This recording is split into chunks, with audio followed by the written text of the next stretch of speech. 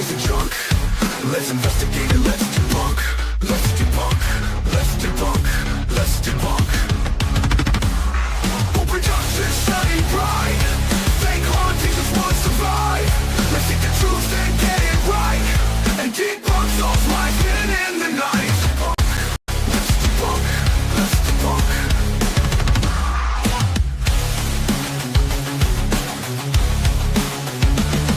Who Productions, here we go. Bringing you the truth about the paranormal. Not letting the fakers spread lies and junk. Let's investigate it, let's debunk. Let's debunk, let's debunk, let's debunk. Who Productions shining bright. Fake hauntings just won't survive. Let's seek the truth and get it right. And debunk those lies hidden in the night.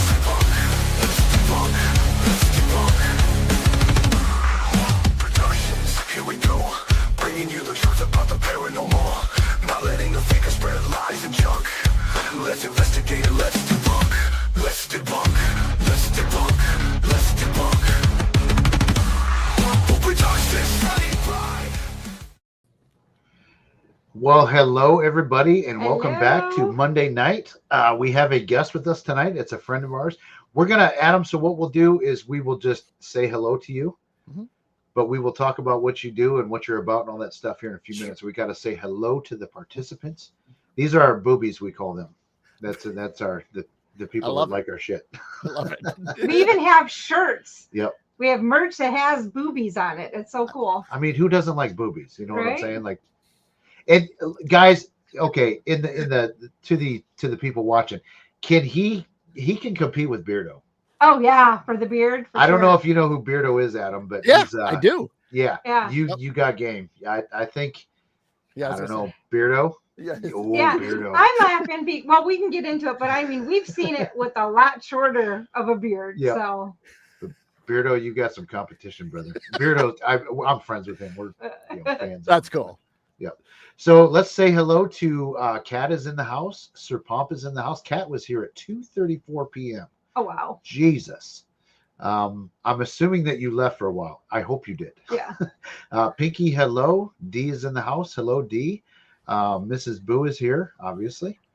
Irish 365. Is that a Notre Dame reference? I don't know. That's my brother, actually. Oh, Oh, okay, is it? okay. Hi. Well, hello, Adam's brother. I can't remember his real name though. I Justin. don't know if we. Okay, Justin. Yep. Is he a Notre Dame fan? He is. Yeah. okay. You know where Aaron or where Jenna works now, right? Uh-huh.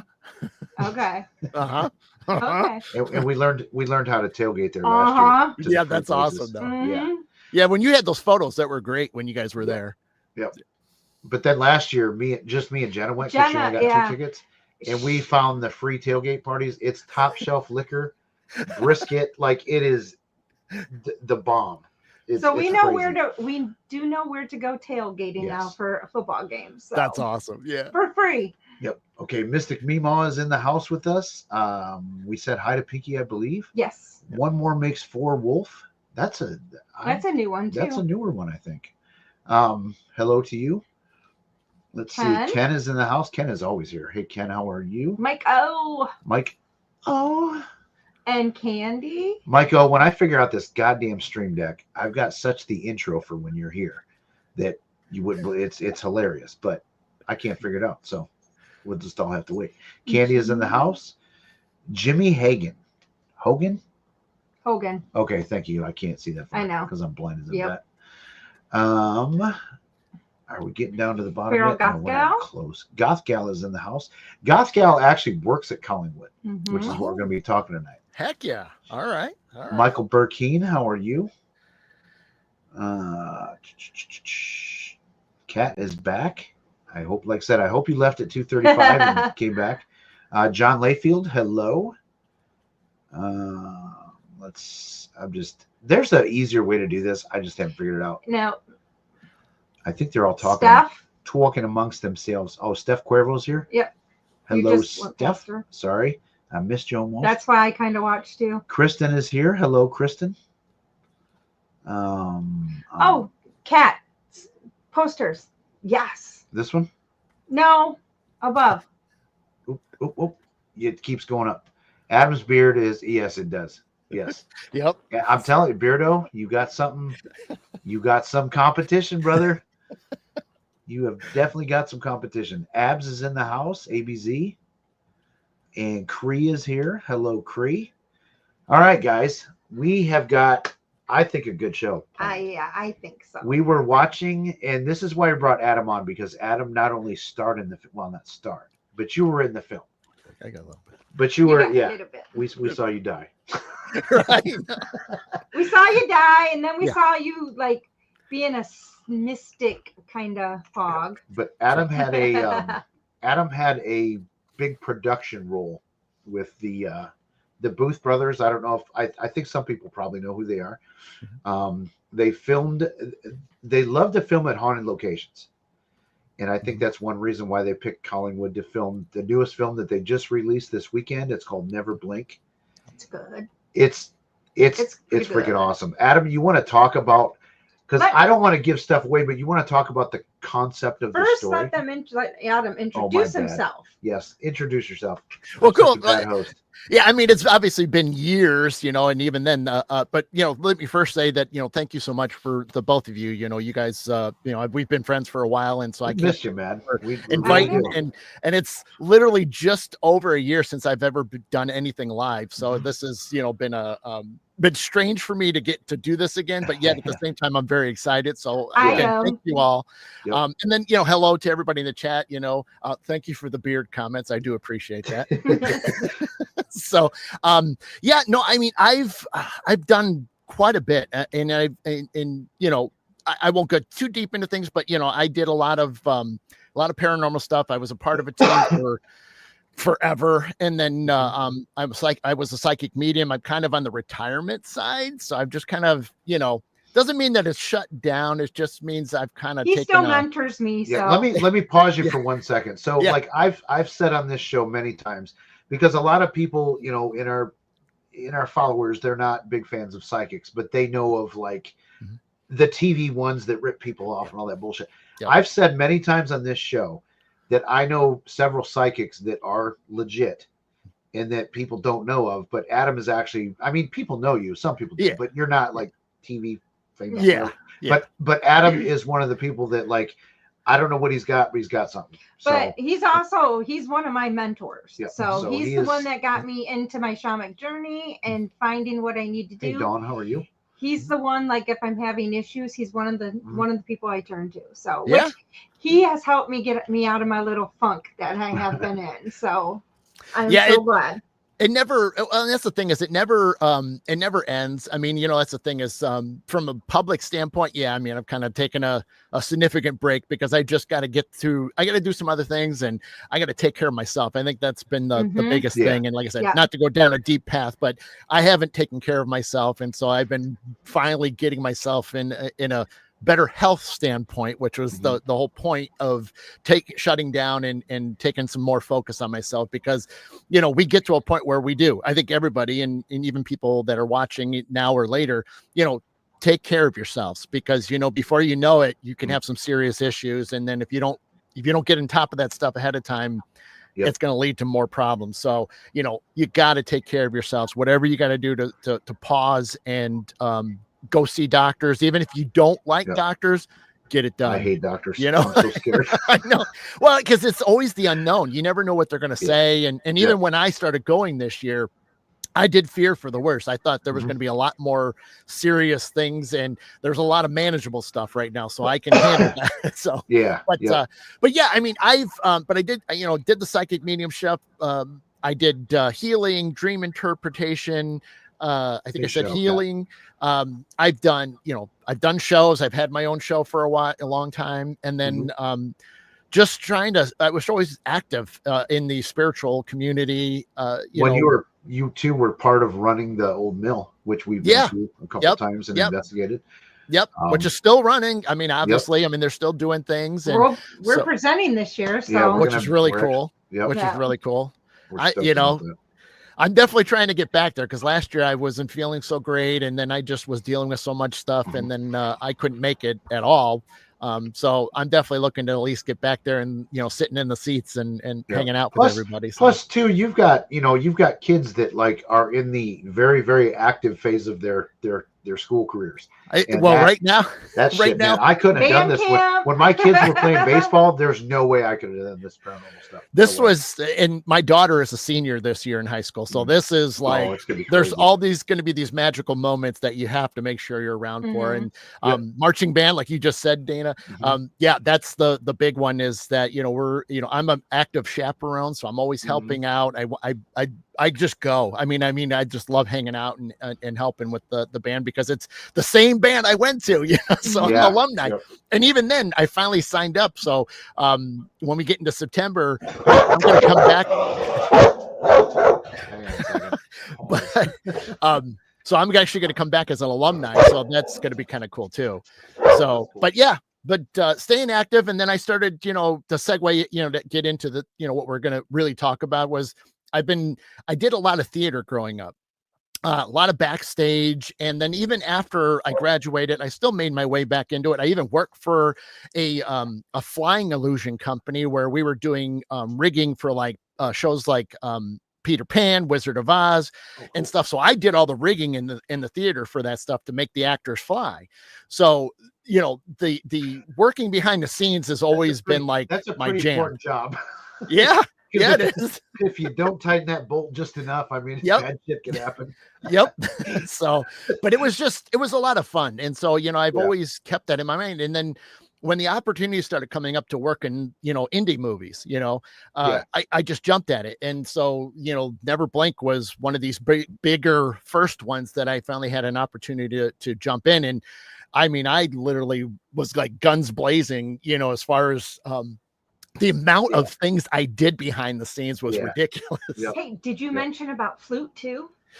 No, I didn't. I still do. Yeah, that's amazing. I love that. That is just like, guys, I'm going to apologize. I'm going to step away for here he goes. I drank like 6 of these cups of water after work today because I was so dehydrated. So I'm sorry. I'm 50. That's okay. I'll fill in the flute stuff. Yep. You keep talking with Dana.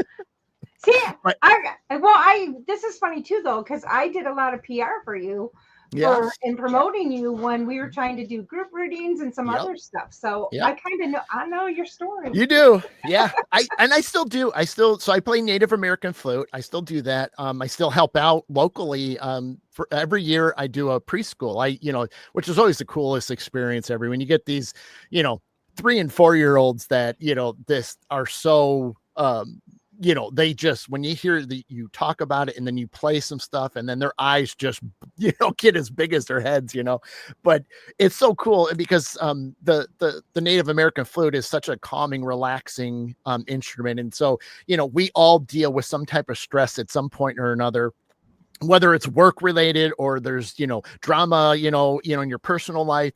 And so the aspect of, relaxing to the Native American flute is such a beautiful thing because, they've tested it scientifically since, we do want to, throw that out there that the Native American flute is the closest instrument frequency wise to your dreamlike state. So if you're and so if you're unfamiliar with it, check it out. I mean, there's tons of stuff. I mean, obviously I have my music. So if you're curious, but I go under a different name, I have a stage name. So if you're curious, I am on most of the download sites. So if you look up Adam Hawkins and it's First Flight, Let the Journey Begin is the name of the album. And so you could, Spotify has it. So if you're a Spotify, fan, you can play that whole thing. But, it's one of those that it's just flute, bunch of different flutes, track after track. And the majority of the time, one of the greatest compliments I get is people usually can't get more than a few songs in before they fall asleep.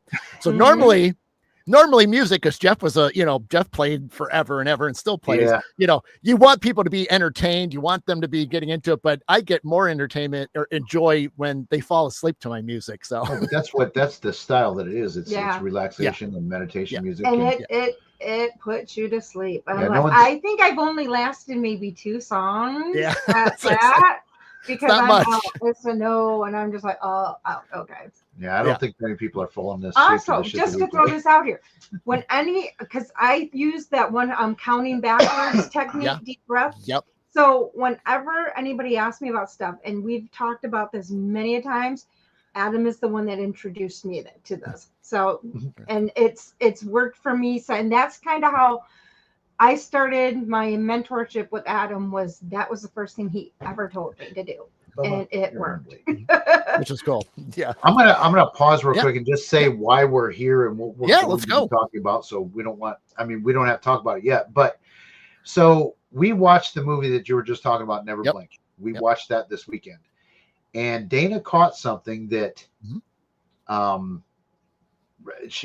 this could be Paranormal Activity because they shot the film at a haunted location. Correct. So this very well could be some Paranormal Activity, and we're gonna show it, the clip, and we're gonna go over. Actually, I think the second one though. The second one, I'm pretty sure that's part of the movie. The second one, I think it's probably if Adam was just back there and kind of scooted back. It's possible. It's Adam. It could be me. If it's not me, it's somebody else on the crew. But it could be. That's why I was like. The second one, I'm pretty sure is a crew member. But this first one, because we're so familiar with that building and where the location in that building is, that there is no way there's a person in there. No way. Yeah, that's another film that so there's a movie out there a couple friends of ours, Joe and Matt, produced. It's called Evil on Earth. Have you ever heard of the Monroe House? Yes, absolutely. I've been there. It's a documentary about that place. Okay. And it is fucking awesome. It's really good. I'm actually in it, and I have a couple credits. I mean, it's like for 3.5 seconds, but it doesn't matter. It's award winning. Dawson, you're gonna want to stick with us tonight. We're gonna show some stuff from Collingwood that was captured in a film. Whether it's paranormal or not, I don't know if we can come to a conclusion, but it looks weird. So, Adam, did you get a chance to look at that today? I did look at it today. I did, and that's the thing is after I mean I'll save all the extra details, so I want everybody to see it first, but. When I analyzed it and then I looked at a lot of my photos from back then, because this was a couple years ago, well, several years ago now, when I looked at them and then I realized how difficult this would have been with all the knowledge that then I been remembering about it all day long, we're really leaning on something that it's definitely not something and somebody messing around. Right. And I'm pretty skeptical too. I will make sure that I try my darndest to make sure that it's as legit, or if it's completely bogus and, we can debunk it, that's great. But after watching it and then looking at it and then looking at photos, it's a tough one. And another thing too that I think we can get into tonight is that you have a photo from the filming at the second location.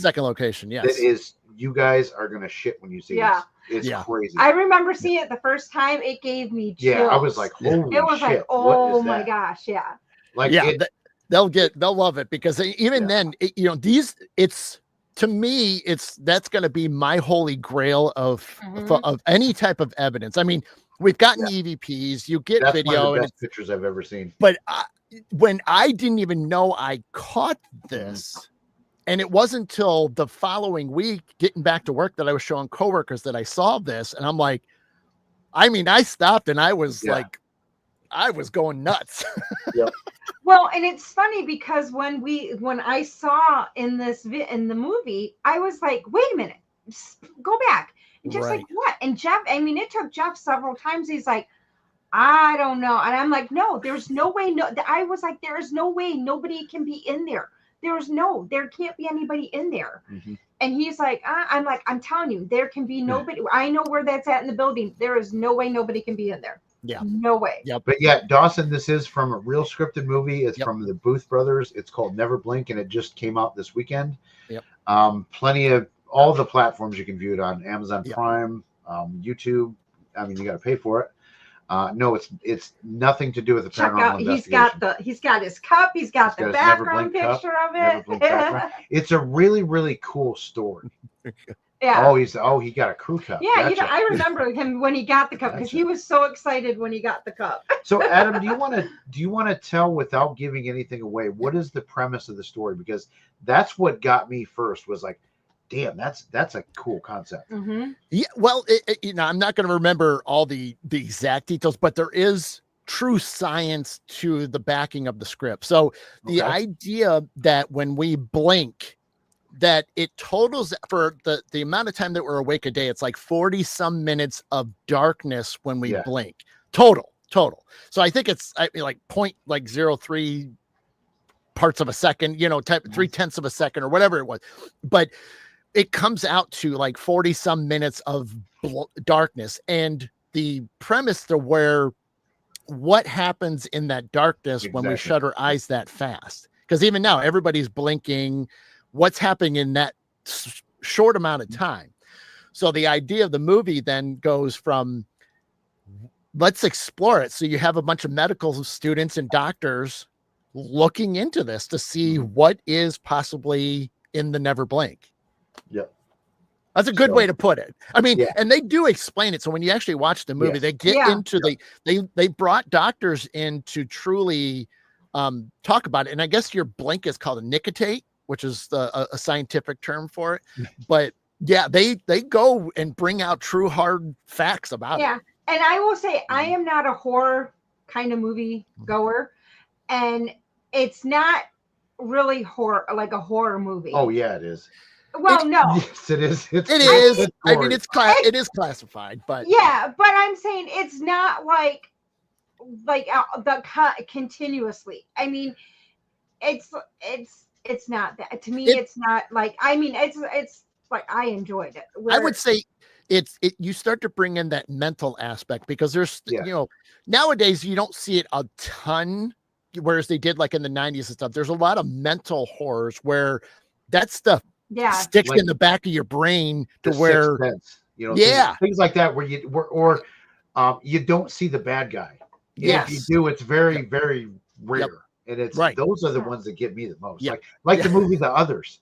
Yeah. That scared the shit out of me, because they don't show the bad guy. Yeah. They show stuff going on, but they don't show, it's crazy. I mean, like I said, because it was like the ones that are, I mean, to me, it's like it brings more realism, because I mean, they're literally talking about stuff that actually is happening and people trying to do, and that's like, okay, this is like this legit could be happening somewhere.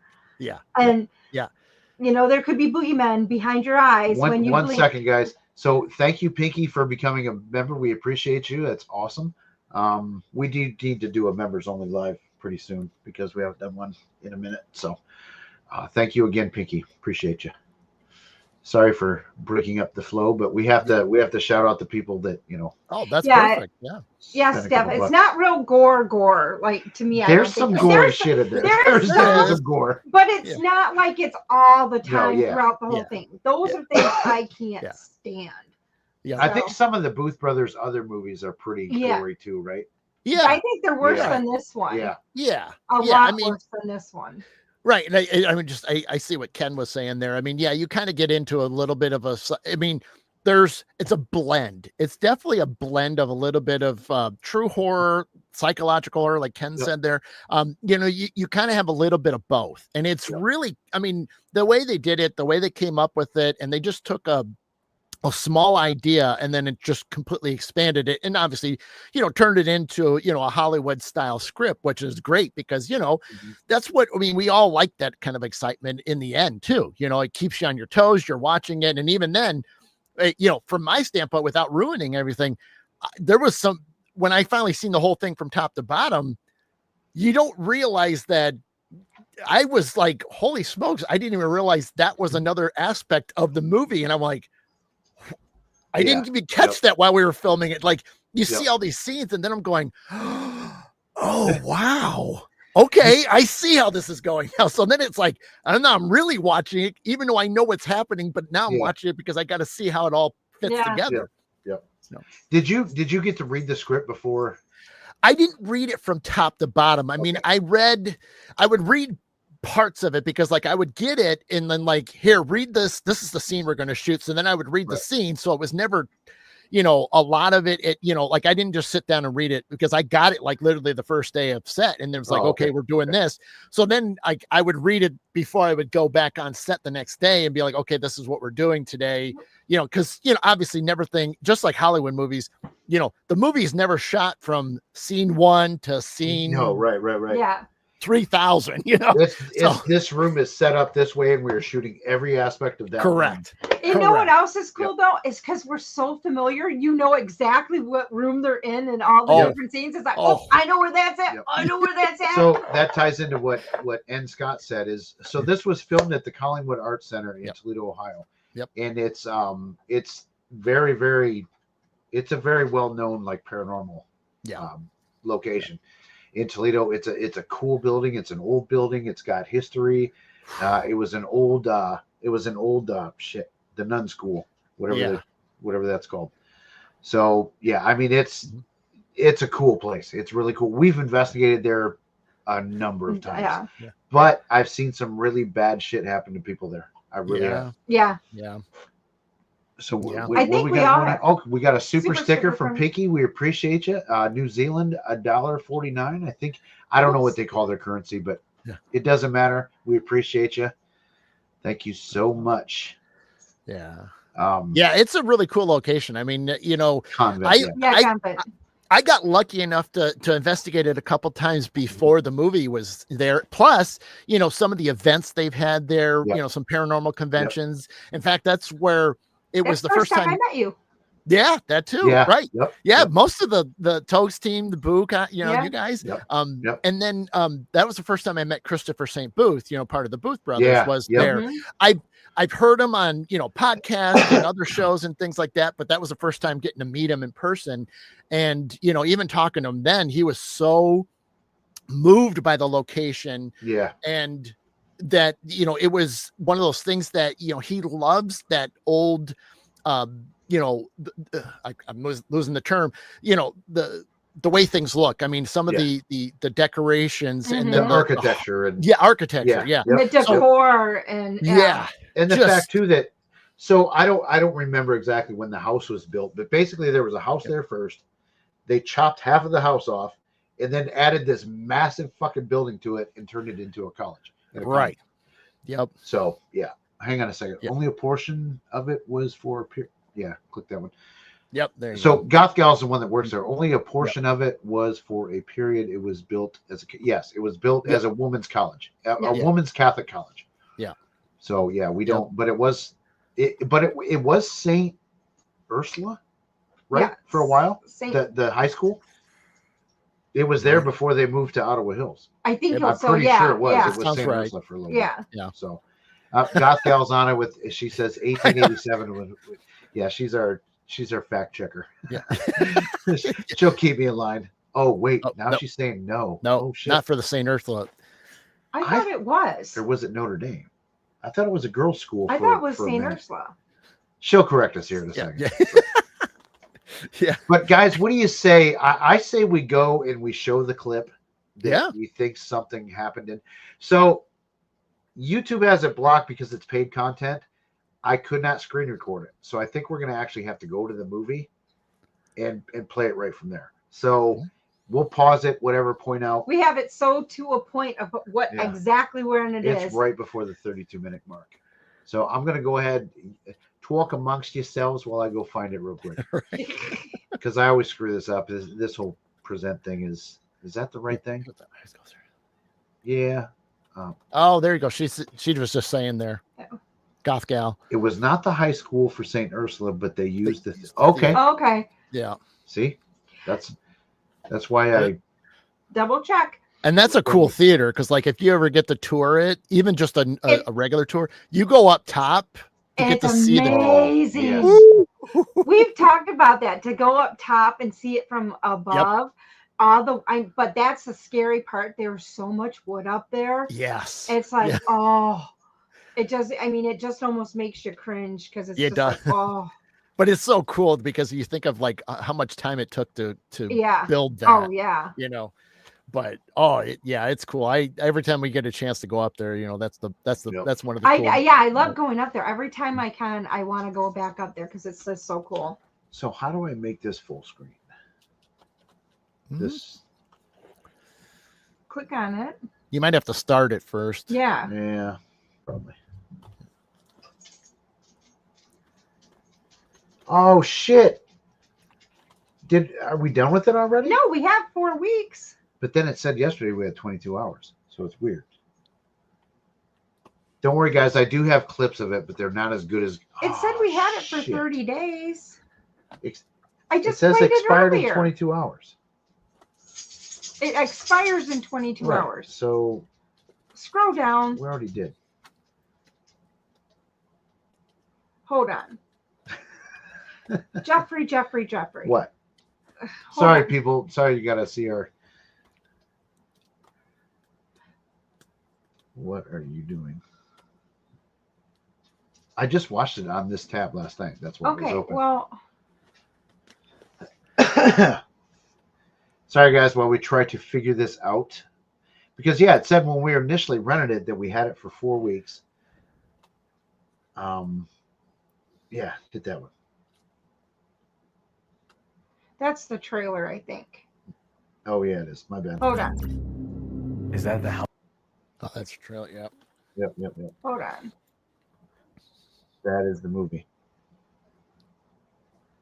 Please let me. Oh, come on. We already did buy it. We already rented it. We did. So we should still have. Well, if we don't, we don't. Because you're on see, hold on. Is my YouTube still up on here? You rented it on Boost channel, though. Oh, hold on. Hold on. Oh, my God. Where's so the thing? Damn professional. It's not even funny. Great shit. What are you doing? You like that, Ken? If you ever do check out the movie, you will see that again in the movie. That's in the movie. Not that's an image that was then drawn for it, but then it actually is in the movie. So just to help you out, not giving anything away, but it is in the movie. So, damn it, I might have to pee again. Sorry, can't help it. Go down and see if there's another option. I don't know. That's trailers. Stop. Should we watch the trailer once just to show? No, because it's okay. I'll be right back. I mean, you could throw the weird, trailer to give everybody interest. We have it. Yeah, there's my brother. Yeah, we'll open up a ticket. My brother and I work together in a Okay, yeah, it's crazy because we had it open like several times earlier tonight. Yeah, that's what never fails. It's always like when you go live or you're ready to, and then it just changes right when you least expect it. Sorry, I'm sharing. I don't know if you guys can all see this one, but no, we're still see the YouTube page. Okay. Well, now I see you scrolling. Yeah, I don't know why that. Okay, you know what I'm gonna do?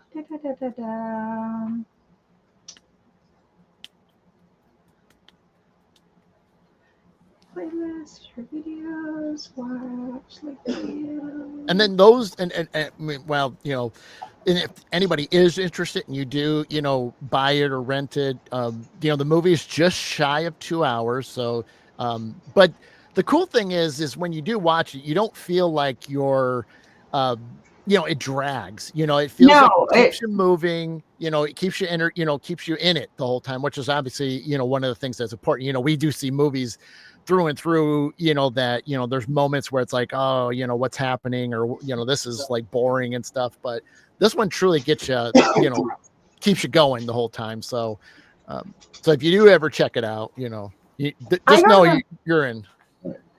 Yeah, I'm not sure why. I think we're just screwed and we'll have to play the clips. You'll have to play the clips. Yeah. Because sorry, guys. I don't know what's up with that. So. All right. But it says because earlier like not even an hour ago, I played it in the back and it was fine. But last night I turned it on at about this time and it said we had it for 22 hours. Okay. So, I thought it said we had it for 30 days before. So I don't know. That's what I thought too. But then last night it said something different. So Styles Mill. All right, guys, we're going to bail from this, but don't worry. We actually screen recorded on our phones. So. We have. I did clip some of it before last night. So, all right, where did I put it though? This is actually, sorry guys, we'll get here. I promise. And this is actually on it's called Never Blink Abs. Multiple platforms. It's not just on YouTube. Right. You can get it on Amazon Prime, Spotify. I mean, it's like everywhere you can get it. So, what says? If it's from Prime, you have 30 days to watch it. No, it was from YouTube. But Premium. Yeah, this was from YouTube. Entire screen. I don't know if that'll. There's all the different places. Sorry, I can't see it because I got another. Yeah, he's showing the one that's where I found out where we could watch it. Oh, okay. Yeah, I mean, pretty much all the major locations and stuff like that. Okay, so damn it. Give me a second, guys. Again, I'm sorry. He's got now get into the messages. No, I got to go here first. Why? Oh, because it was it this? Which one was it? Is it the gray one? No, this one. No, I think it's Never Blink 2. It's this one. Okay. That didn't do shit. Yeah, did it? Okay, here we go.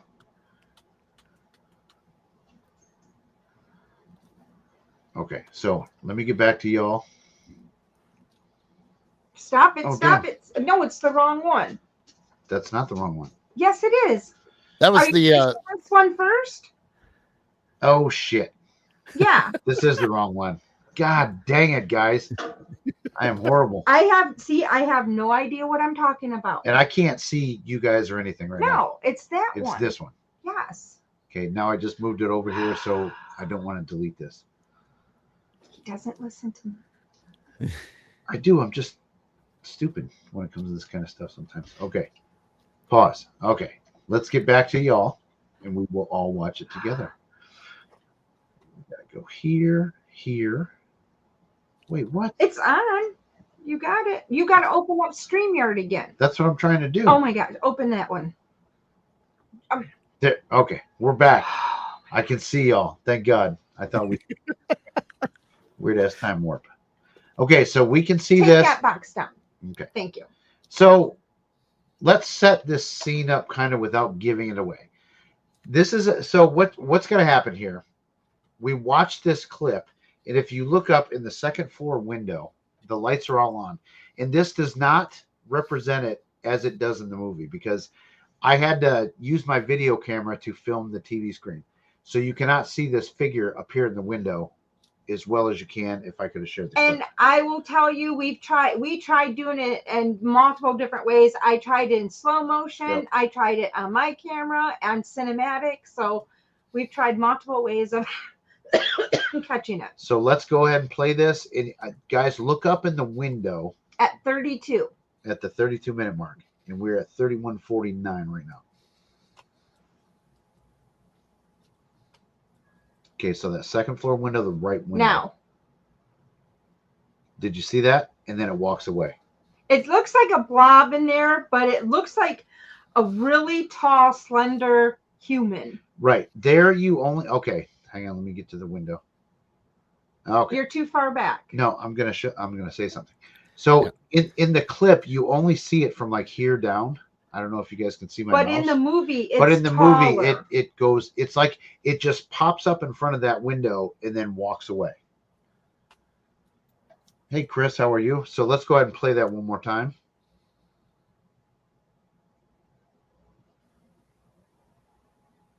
I'll go back a little bit more. Yeah, I didn't go back for now. My bad. There we go. Yep. See, now when we did it slow, you can kind of see it. It pops right there. And then let's just go slow here. Then you'll see it walks away. It doesn't even walk away. It just like boom and it's gone. Yeah. So let's go ahead and play that again. So it's going to happen right now. Everybody look in that second floor, the right window. And then we're going to talk to Adam about where that is in the building. And then Goth Gal will correct us. Just kidding. Did I not? Fuck, you did it. Okay. Yeah. Let's watch it one more time. So there it was. So we were watching that Friday night, right? It was Friday. Saturday, because Friday we'd golf. Oops. You golfed. Yes, but you went with. No, I didn't. Oh, that's right. That's why I lost so many golf balls. Yeah, because you wouldn't let me go. So I can't find it. Or you didn't even ask me to go. So that was it. And this is in a haunted location. Blah blah blah. Adam, what do you think that is in the building? Well, I mean, it definitely wasn't a part of the movie. I know that for a fact, because what I can say was that they really actually wanted the lights off because they were annoying and they really wanted the building dark. The problem is what room that is was physically locked during that entire time. Other than 2 days after we shot that scene, we were in that actual location. So we had to have staff come up to unlock the door to get into there. So the interesting thing is to spill the beans in that the location is a bathroom. At the time, the bathroom was shut down because the plumbing wasn't working back then. So they had the door locked. They had the door locked because I obviously didn't want anybody going in there to use it. And I couldn't remember until I was looking back at some of my photos from being outside and pointing towards that direction, that when I zoomed in on my phone, I went, oh my gosh, that's the top of the bathrooms that, the stalls that are in there. Yep. So I'm like, holy smokes. So then I went to when we shot a scene in that bathroom 2 days later and realized that the location of those windows would maybe be about in this area if you were standing up. So barely the top of your head would be poking out over the top, if that, depending on how tall you are. So that was one of the things I noticed today was like, hold on a second, that windows are up high because of the fact that underneath there is the sinks. All the sinks are along that where the two windows are more towards the right side of the bathroom or the far side. Right. So you basically, if somebody was in there and they unlocked the door, in my opinion, you would have had to have stood on top of the sinks. Right. To get some type of shadow figure. Now, when I was looking at it on my phone, it's not dark enough that you would truly see somebody there, because if somebody was in there, you're going to be a lot darker image. This was very faint, translucent enough, but still has a little dark image to it. So I'm sitting there, was going between the movie and then my photos of, and I'm like, no way, man. I mean, and I'd be the first one to shoot it down or know that, but I remember when we were saying, hey, can we get those lights off? And when people went up there, we're like, we don't have the keys. And the person that had the keys was gone for the day. Now, keep in mind, we shot that scene that you saw there at 11 o'clock at night. So there's no reason, even at that point, for anybody to be messing around if they could have gotten into that bathroom. So that's why I'm like, and when I saw it on my phone, the shadow didn't come out as good as on your clip, but the shadow went up to that bar, that next part of the window. It was a lot taller. So I want to explain that. So I want people, like, if you go watch the movie, it's at about the 32-minute mark. I could not capture it the way it does when you watch the movie. It is way more predominant when you watch the movie. And Jeff had this thought too, and he goes, it syncs up with the actress, but then Adam she walks and it walks too. Adam showed us some pictures from the ground of where they were filming. There's no way that could get cast up that high. No way. And even then, from a logical standpoint, is the distance from where the cameras and some of the lighting was. If you're shooting that far away, the shadow image would be so huge, it would almost be as wide as the building, or at least that aspect of it. You have pictures on your phone that you said can show where that camera was in relation to that shot. So why don't you pull that up? So, but the thing is too, if I don't think it was a shadow either of the actress, because it just all of a sudden appeared. Right. It wasn't on her the whole time. Right. And it would have moved in when she did too. Yeah. So Scott, I actually did go. I was real focused in for the rest of the movie. I did catch something else, but we can all of us debunk that one, that we think it's Adam or it's somebody else on the crew, which that one's or not it's as, intentionally in or the it's movie. intentionally in the movie. So yeah, we'll play that next. Yeah, we'll play Yeah. it, but it's like that's the only other thing I that wanted I actually caught. But this one was like blew me away. So yeah, so that is the camera that filmed that. You can see that on the ground right there. Like right there. Yep. And that's Adam's picture. And there's where the girl was walking. Yep. But this, where it's lit, this couldn't go up there. Yep. And you have another picture where you can actually see the stall doors. Yeah. Yeah. So I zoomed in. All I had to do was zoom in. Yeah. You can see the stall doors. Yeah. Yeah.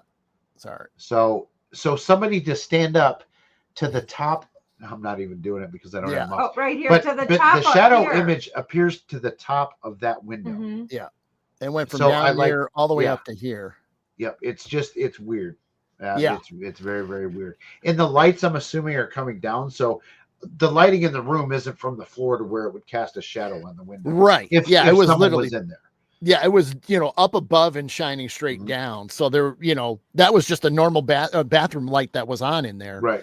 Yeah. I mean, you can kind of see it if you really look at the very top of it. Well, sorry, the image is going to be bad, but literally right there, right in the tip of the pen is where the light is. You can I can see it on my phone better. Yeah. I got a green screen on. That's why you have an image here. So it's screwing up that one. But, but yeah, so I mean, it's like, that's why when I finally saw it, and then I was looking at this photo, and then I was looking at 2 days later, and I'm like, I was telling them, I'm like, this one's really tough to debunk at this point. I mean, what is it exactly? That's still the question. Right. We don't know. I would love to get Christopher's take on it. Yeah, I think you should message him and say, "Look, probably what the hell's going on?" Give me credit because I never catch stuff like that. I never catch stuff like that. I did message him, but he didn't see it. So a couple people are trying to figure out what we're talking about. We're talking with our friend Adam, who helped out and actually did some things with the movie Never Blink by the Booth Brothers, and it was filmed at Collingwood Arts Center here in Toledo. And so 32 minutes into the film, they're known for filming in haunted locations. Like one they did was at Waverly Hills. Yes. They filmed at Waverly Hills. I just happened in the first 32 minutes to find a really faint figure pop up in this window that we had shown in the movie. And like I said, Adam has given us backstory because he was there during all the filming. So there's no way they could get into this bathroom. There's with the lighting, they couldn't turn off the light in that bathroom. Mm-hmm. And we're familiar with this building. So it's like, yeah. So when you see like how tall the windows are, it's like, okay, you literally have to be standing on. Let's watch it again real quick because I see the number jumped up. So I think people are like jumping in like, what the fuck are they talking about? So here we go back to the share screen mess again. Entire screen, this one with audio, even though you can't hear nothing, and share. And let's go ahead and play this. So what we're looking at, guys, look at my mouse. It's this window here. When you actually watch the film, you can see it all the way up to the top of this window. Yep. But in this shitty recording that I have, because I had to film it with my video camera because YouTube sucks or likes to, they turned it black. You can't screen record bought content. You'll only see it in this bottom half of the window here at this line and below. So let's go ahead and watch that real quick. And it's going to happen like right within the next few seconds. And go. See, did you see it? It's very faint. Like I said, you see it better when you're actually watching the movie. It just pops in all of a sudden. Boom, right there. It pops up and then it goes out to the right.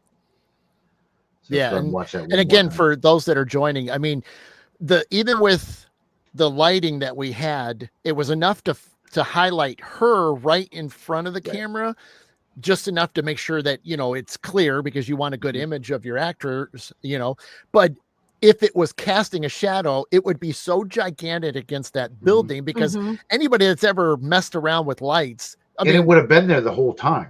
Right. It wouldn't Yeah. just all of a sudden boom. And it's in there. that one little part of the window. Yeah. Why Yep. did was Hey, it, Wayne. it would have been in the other windows. It would have been, I mean, would have Right. covered a lot. So Yep.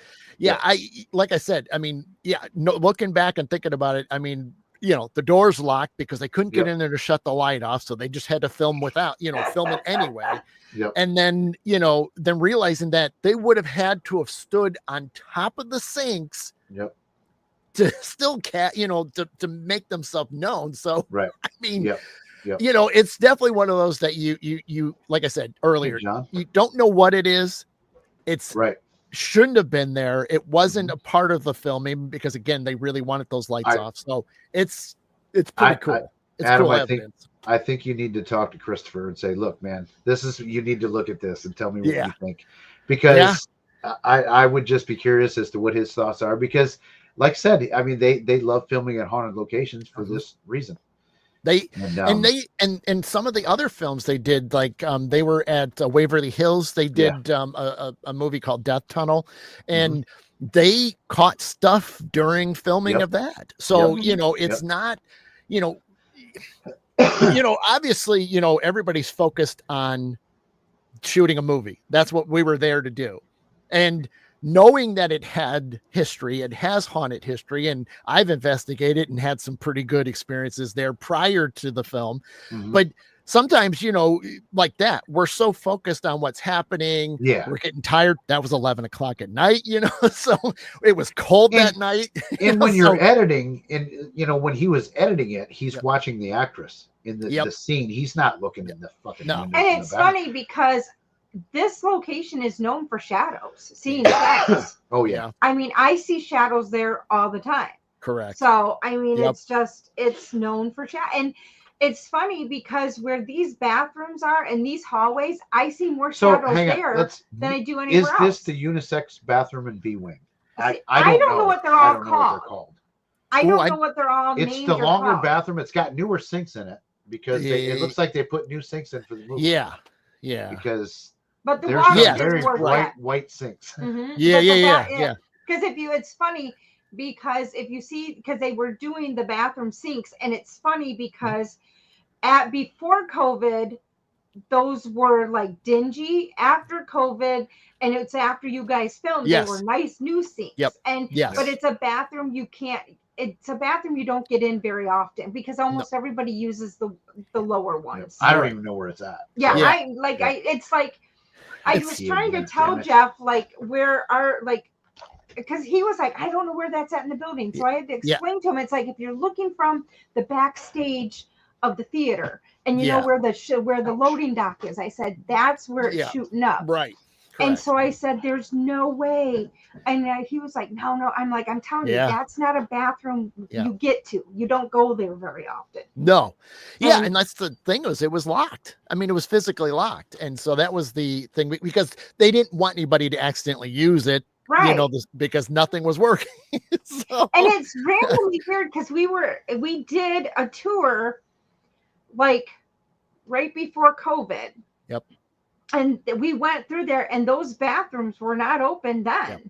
Yeah. So it's not, and then even afterwards, those bathrooms are usually when you're doing tours, they're not always readily open. Right.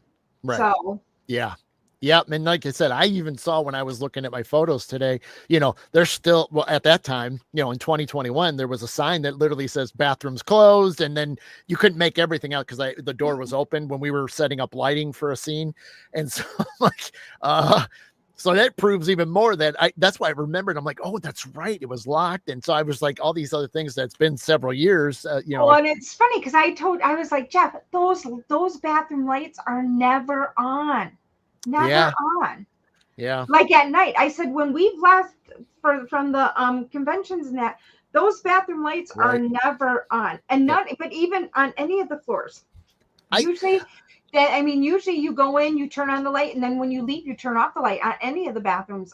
So it's like if I had to guess, and there is a possibility that I wasn't a part of it, but they may have went up there that day during a break to see the bathroom to get an idea if that's the bathroom they wanted to shoot in, because some of it, they would look at a couple different places and then what would work best for the scene, lighting, cameras.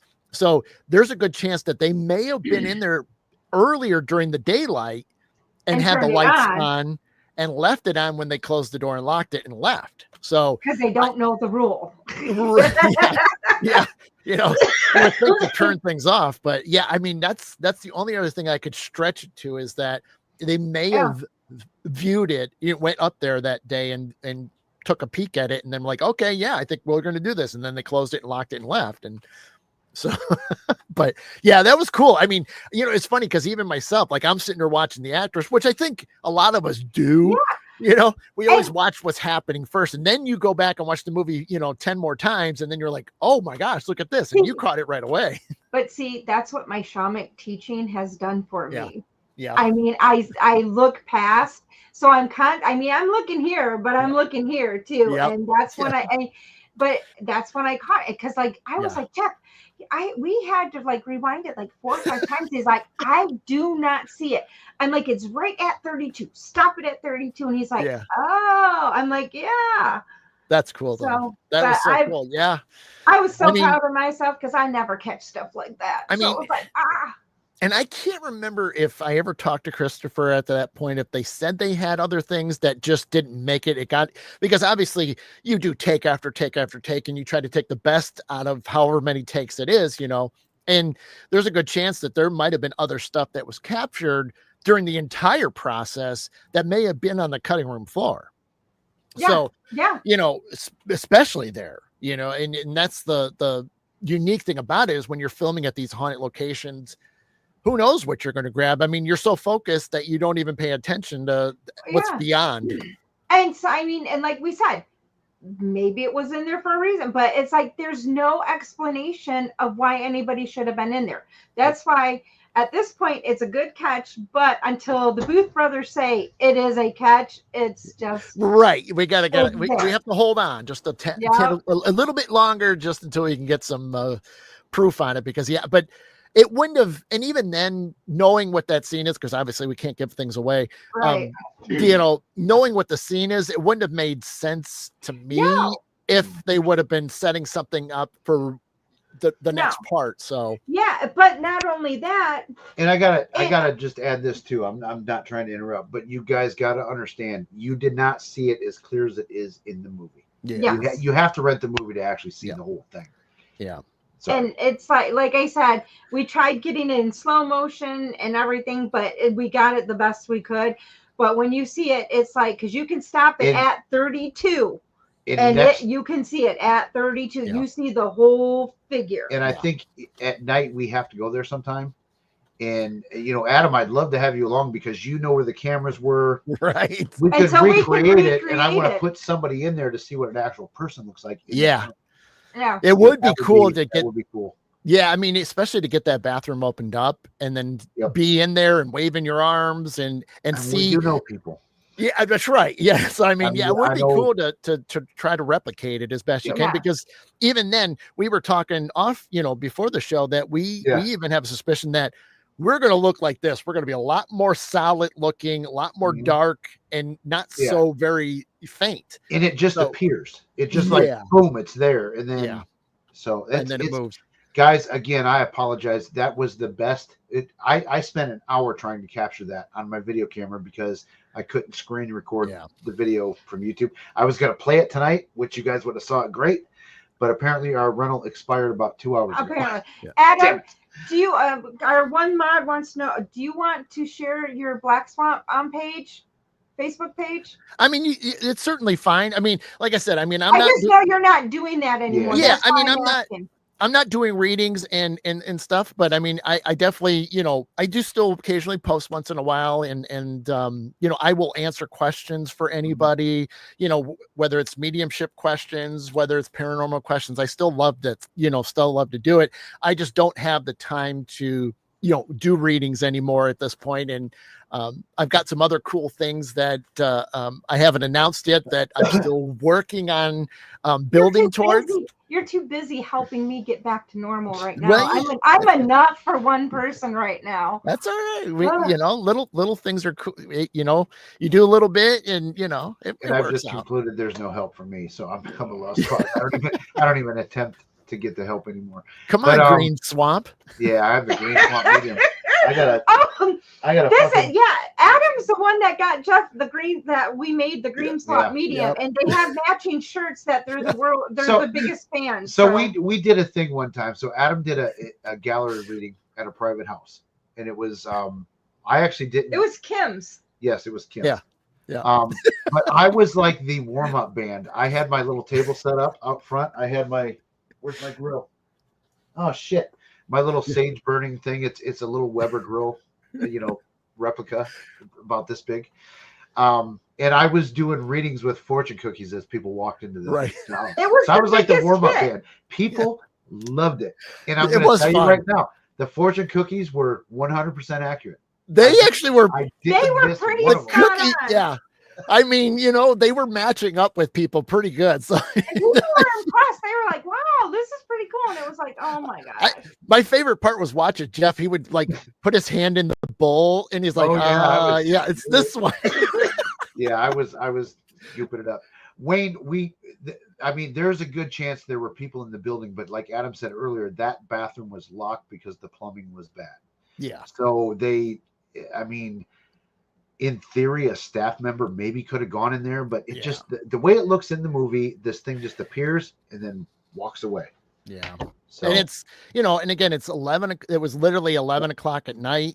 So I mean, and this was in 2021 at the end of March, beginning of April. So we were there for 2 straight weeks, and we were still under COVID guidelines. Like we all had to wear masks, we had to take COVID tests and stuff. So to have people just roaming around just because, the building, and it is shockingly, it was quiet. Let's be honest too. There's it's okay. I'm not getting into politics when I make this statement, but it is a building full of people that lean Democrat and very much were part of the masks, part of the staying home, all that stuff, so they probably weren't in there free roaming the building. I mean, I've been there so many times. Yeah. You barely ever see anybody. Correct. The last time we went was the worst time as far as seeing people, because the 2 guys that were kind of running the place kind of were wandering all over, slamming doors. I'm like, what the fuck? Is that a ghost or is that that the caretaker? So, we brought it up, and I think that the issue is going to be addressed because you can't have that going on when you're having people pay to go on a ghost hunt there, because you can't question that door slam, was that the maintenance guy, or what I mean, the caretaker, or what? Yeah. Yep. So, but we'll have Adam reach out to the Booth brothers to say, hey, check this out. Yeah. But I think we need to go there some night and try. And I think we just need to go and see. I would love to do that. So I know, we know Goth Gal. I talked to what's up, Jerry? Hey, Jerry, just jumped in. I talked to what's her name? Lacey. Yep. Lexi. That's right. Yeah. I talked to her last time, so I could communicate with her and maybe just say, look, we don't want to pay for an investigation, but can we have an hour or so in the dark to try and debunk this? Yeah. And I think she would be all for it. I talked to Jason last time I was there. Yep. And so I think we know enough people. They would probably with us. Well, and Lexi was a huge part of it. I mean, as far as she helped out. So I mean, and Jason was there quite a bit, because he was in the movie for a couple scenes, and so I mean, I we're not taking the place over. You're just kind of wanting to replicate a spot. We just want to debunk that. Yep. I mean, it's so crazy because, like I said, if these bathrooms. See, and I've never been in those bathrooms. No. You've never? Oh, okay. No, he's probably never gone there because he's always out smoking, on the first floor. And they look almost identical when you go up. I mean, they're set up the same way. I know the first floor bathroom, but it's a single bathroom. Right. No. That is this is back there in that alley, but that's not the bathroom that I know. No, if you go where you guys go out to smoke, that hallway where I scared you and Harold that one time. You guys actually thought something. So there's that bathroom that's there. And it's like you go in and it's like a step up and then you have to do another step. Then they have the like barb door. I call them barb swinging doors. And then the like are here. And then they have that big pipe. And then there's like that, like the sinks are all lined up. I've never been there. Like, I mean, but they're like that going up. Just and dropping viewers because the side eye guy sag went live.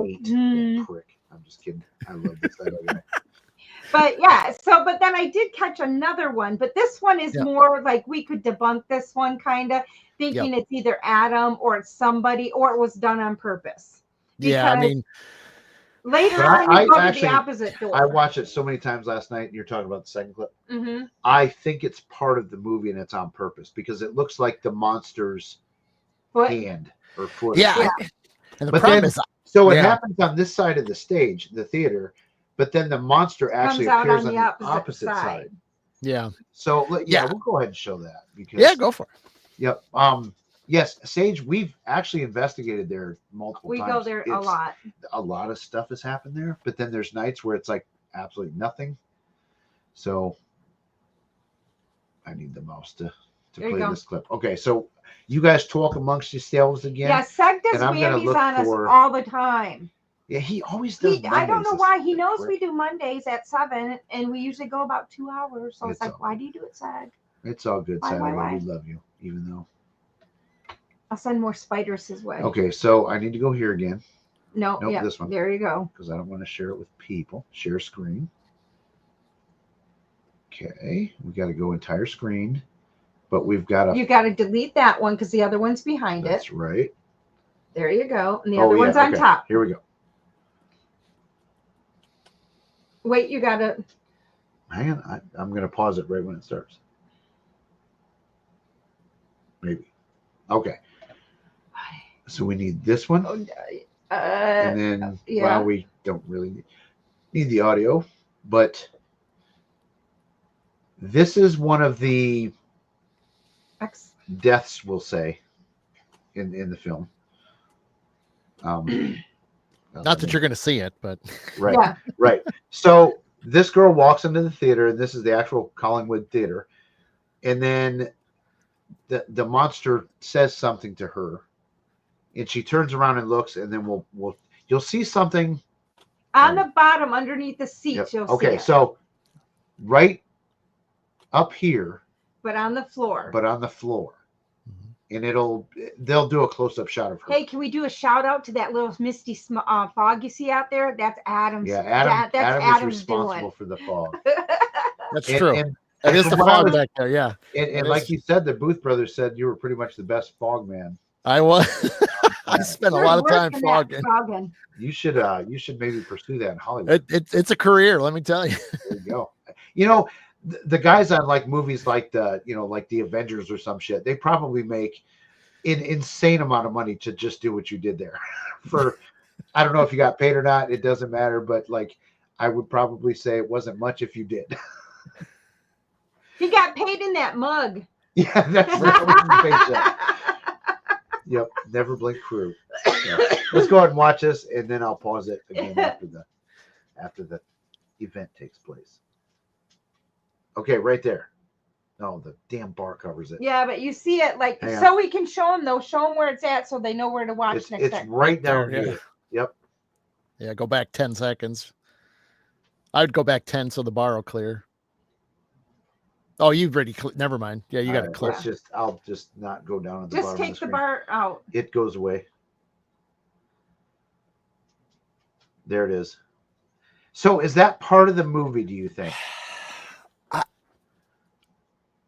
Okay. You know, we need to watch it again or hold on. So this is what's weird. Whenever I am in that back seat, like where that's coming from, when I sit, I always feel like somebody's touching me there. Always. But the funny thing is the opposite side of the theater is where people say they get touched. But I always feel like I am getting like something's behind me or breathing on me. And when I sit in that seat, so that's why it was like, okay, that's kind of creepy because that's where I know I feel somebody behind me. Ken is saying run it again. Yep. Yeah. I really think the way that it focuses on it, I think That's it's part what. of the Yeah, movie. I think it's part of the movie, but it's let's watch just, it again. Screw it. Let's do it. And guys, again, this is a crappy recording of this. Because I don't know why they would have showed that if it wasn't part of the movie. I mean, the whole point was to look at the doorway because you thought somebody was going to pop through the doorway, which is why it's like, because most of the time we were behind the camera. Now, when I did a lot of the fog, especially in the theater, I ended up occasionally would be in a spot like in this spot right here. I was just below the camera, right off, I mean, just below it, but I ran out in front of her, did that whole area. I have to move the fog around to thin it down because it can't be super, super thick. And then I would run underneath and then they would say action. Okay. So, but now when you flip back, I cannot remember if I was in the back there by the doorway or if I was behind the camera, because again, there was times where we had to be close enough where the camera was pointing, and with there's such a big room, it took a lot to get what they wanted in the shot. And this is why I think it could possibly be you or somebody on the crew, because I remember after you got done with this, you laughed about there was something in the theater and you were like, oh my God, I think I might have got it, but it was funny. And so I'm like, is that it? Well, technically it's the next part where she's moving towards the front of the stage is where then I was down there. And I would run up to her, fog everything, and then I was starting to come back. But the problem was I wasn't far enough. And they were like, get out of the way. So I literally fell down in the pit area. Then I'm laying there and she starts laughing hysterically. And they actually had to stop. And I had to redo the fog again because she was laughing because they're like, you're in the shot. And I just remember falling like a bomb went off. Yeah. Like, you know, I'm a soldier and, you know, something's getting, I mean, I'm like, I ducked down. So it's coming up, but you don't see that part. But so when she gets closer, I literally was in front, getting in there, fog it, and to get out of the way. But yet my head was still in the shot. And they're like, get in the way. So I jumped. So, So this one I think is more believable that it is somebody. But again, well, like I said, I think it's part of the movie because they show it. Like they wouldn't have left that in as a mistake. Let's watch it one more time because she's not even in the shot. It's just that thing. But it's just looking at that doorway. They would not have made that editing mistake.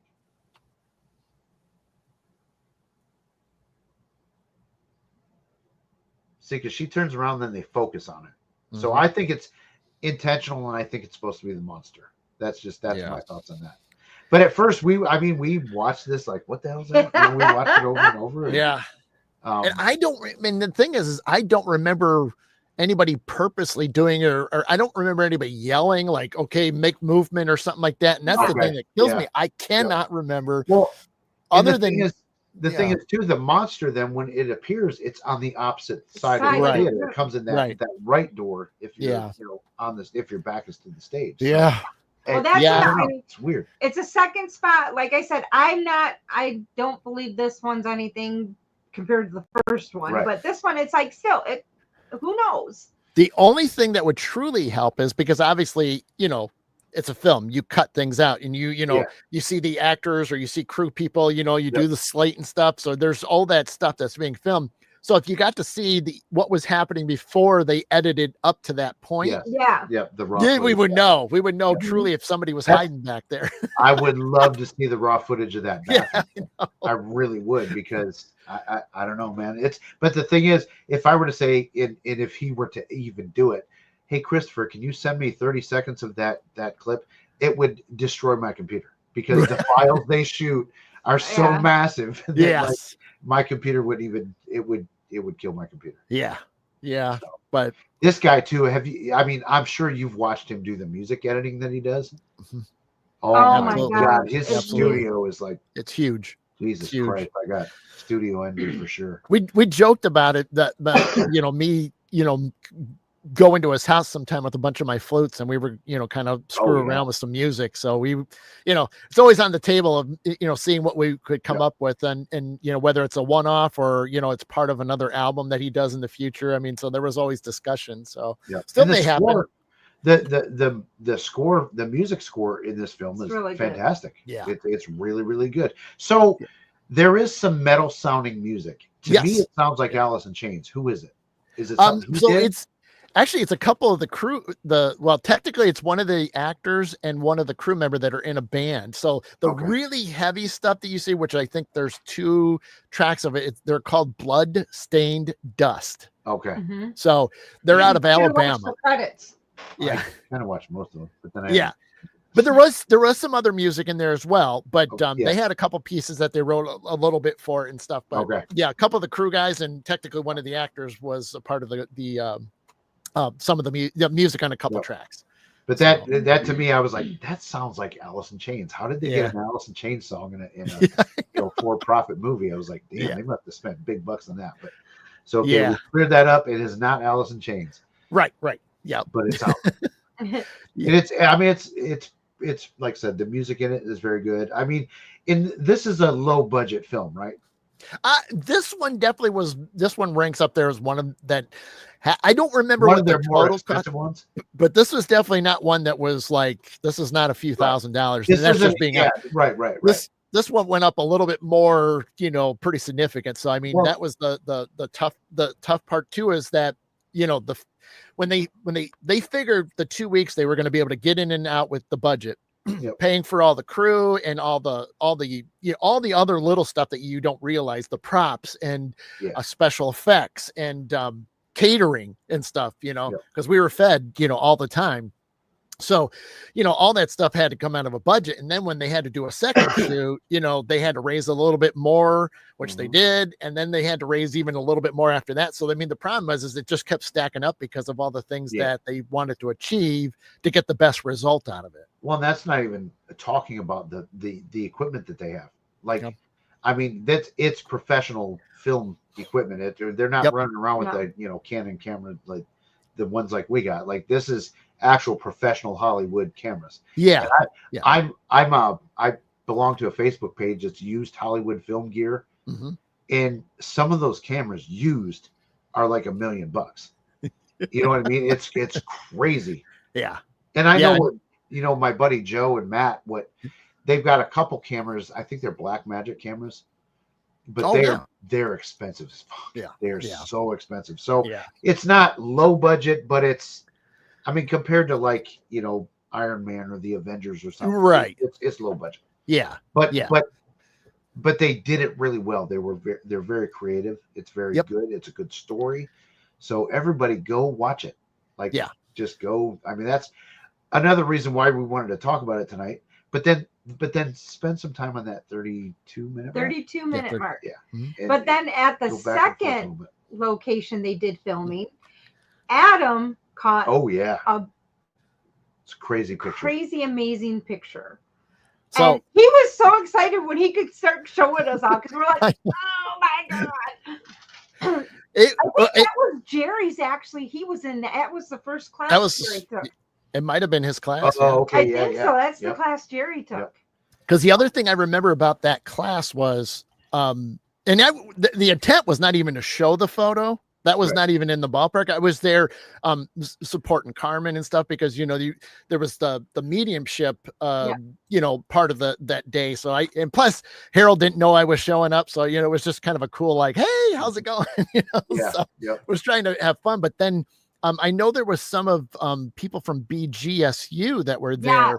Yes. And they were hardcore skeptics. And so that was where it was like on a break, I was like, well, hey, because we were talking about photo stuff. I'm like, check this out, because but they weren't disrespectful skeptics. No, they were very much like we want to believe what you guys are saying, but because we took him on an investigation. We took him to that Bowling Green school. Oh, nice. Yes. Yep. Oh, and we put him alone in that creepy room off to the right of the boiler room, and I don't think anything happened, but I mean, we took him along, and he played along nicely, so that's cool. No, but so to set up so you guys see, so we said it earlier, so for those that remembered from earlier and those that are watching now, so I did multiple things for the movie behind the scenes, but one of the things was always fogging the area. So the idea is to kind of have a little bit of a haze to it, So that way it just kind of gives a little bit of, little bit of creepiness to it.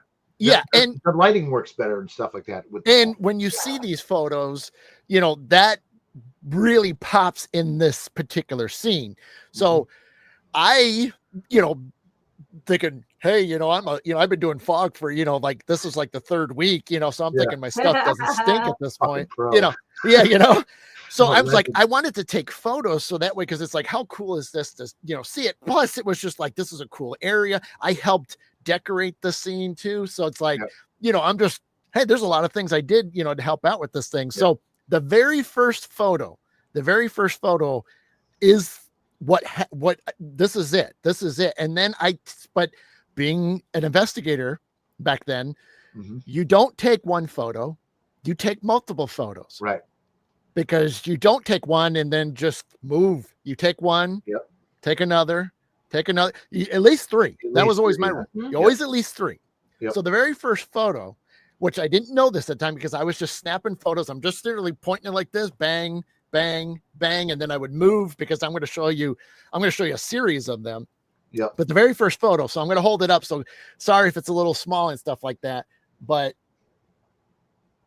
if you look over here to the right, and where my finger is, you'll see a little black dot. Now I'll zoom in to help out. Yeah. But if you see that, when you zoom so you see something there. Okay. Now I'm just going to swipe. Whoop, that was the next thing. So I moved over, but then I went back to the same spot right here where my finger is. You don't see the black dot. You don't see the black dot. And then, there's a scene. So I go back. Now I'll zoom in. Now, we were still under COVID rules. We had to wear masks. So this is very zoomed in. That is a fucking person. Like, I'm not saying and there's nobody on that other side. We were about to call action at this point. So nobody was back there because the light, which you can see the light. Let me angle it right. Yeah. So you can see the light up there. That's a studio light. We had it going back into here. The camera was over here. So the camera was over on this side and pointing that direction toward that window because there's a doorway where the actress enters in. So sorry, but you see all my lights. See, we didn't look in the movie for potentially. I looked, but the way the camera is, the camera's off to the left of where the image is. So even if they could have caught it, it wouldn't have been. But that's the thing is where the camera was, that glass that's shining through, and I'll hold it up again. You could see everything clearly in there. So anytime somebody was leaving this area, they literally have to go behind those glass windows, which, by the way, this was a cafeteria. Where we're standing is where the lunch lines and the cook stuff was. So the seating is where this image of this person is. So, and then the doorway was where that image, that figure is walking towards is out of the room. So that's the thing that was interesting, was that we were about to call action. And when I was taking the photos, because we're all in place, I did my fog, which is why I was taking the photo too. And then I stood back against the wall and they were like, okay, action. And then after I took all the photos, I took 4 of them, and then they called action, and then they looked at it, and then we, had to shoot it a couple more times. But it's just the point that, again, here's the. Yeah. I'm doing the angle because I got my lights on in here and stuff. No, you can see it. You can see it on the screen. Yeah. Yeah. That's one of the best photos I've ever seen. And the thing is how dark it was. And that's the thing is when I, told people, so like I have iPhone. Now, if I edit this, there would be a revert button up here. Okay. There's no revert because that means that I messed with the photo. Yeah. That's another thing that I want to make sure that, again, I'm skeptical and I would have picked this clean, but if I was to mess with the photo, the revert would be in there, meaning go back to the original photo, which means I screwed with something. Well, that's I'm going to say this right now. I vouch for you're not out there faking shit. No. And even then, if you really look at it, have I been on TV for this photo? Am I trying to get credit for it? Am I you trying have to a YouTube sell it? channel where you're showing this as it, in a video or anything? I'm not. No, I'm not here. So just like this is probably the first time that people have seen the photo. Like outside of our you've shown it circles. to. Well, I did show it one other time on my show once. Oh, okay. But that was years ago, but that was literally, that fall, I think it was, when I finally saw it, and I'm like, holy smokes. But it's not like you're running around with Annabelle. No, right. From place to place. and that's the thing. Now, what we did find out, just to help a few more people, because I saw some comments.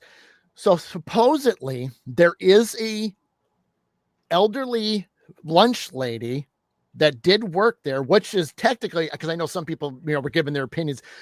I saw an elderly lady. That's what I got out of that image, was that was a lunch lady. And when we were talking to the people that actually helped out with the school and the person that owns the school, they were saying, yeah, there has been reports in that cafeteria area. There is a woman that has been seen during, which it's not open to the public, which is why I also can't reveal where it is and what the name of it is, because it's not open to the public. The point, they want to get it to that point where it can be open to people to investigate. But I heard just recently people broke in, and a lot of those windows that you saw there all smashed out. Oh, fuckers. I hate that shit, man. God so damn. If you want to urbex explore, go for it, but don't break stuff. I mean, come on. If you can okay, again, I'm not endorsing this, but I'm saying if you can get into a building without breaking something and you want to go explore, just don't break shit. I mean, I understand the fascination, but it sucks. Yeah. Absolutely. Yeah. So, I mean, it was, but that's the thing, is I didn't know it. And like I said, knowing where everybody was, knowing that literally they were calling action. Like I said, I took all the photos, and then they called action, and then boom, then we stop. And then I have to refog again, and they reset the scene, because we did it multiple takes and things. So it's just, I almost wish I could have captured when people were walking through, because it was clearly different. Yeah. There, you could make out more details than just like a silhouette, which is like what that was. Because when anybody was walking back there or adjusting the light, it was like, you could tell, somebody was truly back there, because again, you could see. It's almost like they were sitting. Yeah. Yeah. And the thing is it's there 1 second, and then it's not. And it's just like, that window looks like about waist height, right? Yeah. The bottom of the window, because in the movie, that's another plug for the movie. It's a makeout scene. It's what you guys were filming there. Yes. Yeah. So that was pretty cool. The window is about waist height. Yeah. Yeah. But like I said, I wouldn't have believed it. And I mean, even then, I literally that next week, because this was like, you were like so giddy for like a couple weeks. It was like, oh my, you were just like so excited with that catch. It was because that's the thing is, anybody that's an investigator that's truly out for the science of it, to like truly prove to people, which again, everybody's got their opinions on stuff, and that's fine and stuff. And the thing is when you're there, and I can say that I knew where everybody was at that point. We were all in masks, because the only person in that scene at first was just the actress, because the guy that comes in, he was not even in that room yet. Yeah. So she was the only one without a mask on, and there was no old people there. Everybody else was, pretty young. So, but again, it's, that's the thing is it's hard to show everybody, which is why I'm not going to, that's why I don't really go public with a lot of it, because, everybody's going to have their opinion about it, which is fine. And I'm okay with that. And I'm, if they don't believe it, fine. If they do believe it, great. It doesn't matter to me, but that's the thing is I can prove that it's a personal experience. Yeah. And like I said, I didn't even know I had it, because I'm literally holding the phone out in front of me, bang, bang, bang, bang. And then I went back to where they were setting, after the take, and I went back, and you could see the crew, they were talking about, okay, well, let's do this. Let's change this to the actress and stuff. So I'm like, so, but that's the I think the coolest part about any type of investigating is like when you're not even focused on it is when sometimes you get the best stuff. Yeah. When you least expect it. It can be an EVP. You just got your recorder running and you're just kind of BSing with everybody around you. And then boom, you get like some cool audio, or the cameras are set, whether it's like a DVR system, and what the hell is that? You know, Yeah, so, yeah. But yeah, it's fun. It was fun. I mean, and again, to look back and then be completely floored. And then I'm like, no way. And even then to be as dark and crisp as it was, but yet still not match anybody that was there profile wise. Cause even then that was the other thing was I was looking at everybody that was in the room with us crew wise, and nobody looked like that. No, because I will say probably just guessing, because knowing the Booth brothers, probably a lot of the men had facial hair that were on the. Quite a bit, actually. Now you mention it. Yeah, there was always some beard of some sort. Yes. Yeah, because I just knowing how they are. And I mean, and then when you see some of the cuts that they do, and it's like almost everybody I know that they all have some kind of facial hair. Yeah, because there was only a couple of the male actors that were clean shaven. And plus, that's what's funny too, though, because you guys didn't have a full crew for the second. Yeah, that was the whole thing was we had to double up on a lot of jobs too, because I mean, with COVID protocols, especially for film sets, there was a whole thing we had to read through, you know, and abide by and sign off on and things. Yeah. And so, that's, another reason why I had so many roles in it was just to, tackle what needed to be done, because, and that was, I think, the other thing too, indie films, you kind of have to do that anyway. Yeah. You have to, wear run multiple roles. Right. Yeah. But they don't have a guy that just changes light bulbs. Right. Yeah. Because I remember when you guys had to do that second shoot, because you were like, oh my gosh, I have to do this, and this. I'm like, and you were ragged after that second time. I mean, I remember you being extremely tired, and just like that was like if you look intense. at the characters that were there, it was clearly not all of the characters in that location. No way. How many characters was it, like 2 or 3 for that? Was it the two people and then the monster? Oh, for that particular scene. Well, no, for that location. Oh, that location. So we had the lead actress, the lead male, the monster, and then you had B actors. So you had people that didn't really have lines, but they were in there. So if you notice, like some of the others that were standing off in the background. So like in the one particular scene, the monster's doing something. You look in the back, there's one over here and another person over here. So there was spots where there was a couple other people, but they didn't have speaking roles.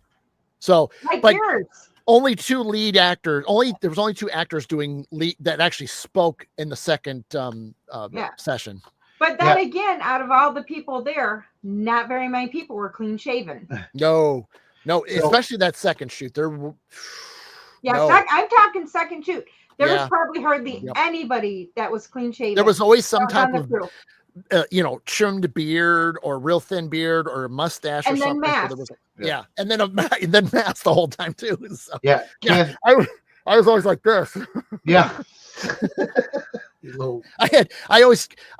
the only thing I hated about the mask era was, I always then had an indent. So I always called it COVID beard. So I'd always have this permanent line right here. Yeah. So in the evenings I'd come home and I just had this line. Yeah. There's my chin right there. So Ken, yes, you can rent this on YouTube and multiple other places. You can Amazon but it's called Prime. Never Blink. I really like, if you're into like horror movies, and it's like I said, I would classify it as almost like a B film, a B movie. Yeah. But it's got a really, really good storyline. It's not just grotesque gore for the sake of it. There's thought to this film. Yeah. There's actual physical science to it. That was the whole point about it. So really, that's the cool thing. Concept. Yep. They started with a real scientific, idea of, when you blink, you have that darkness, and we have like 40 some minutes of darkness per day. So what goes on in that darkness that we don't know about, And the whole time too, we're watching this, it would say, and whatever you do, don't blink. And I'm just like, I know. I'm gonna die. Because then I kept thinking, well, shit, if I blink, I'm gonna miss something, right? And the one dude, one of the crazy scenes. Should I give a scene away or not? No. Okay. But the utility knife is involved. Yeah. I know what you're talking about. Yeah, that was a fun scene, man. Yeah, he didn't blink after that. Nope. But yeah, no, it was a lot of fun. I mean, that's the cool thing is, I mean, basically about three total weeks of filming with a couple pickup shots after that didn't happen until 2023 or 22. Excuse me, 22.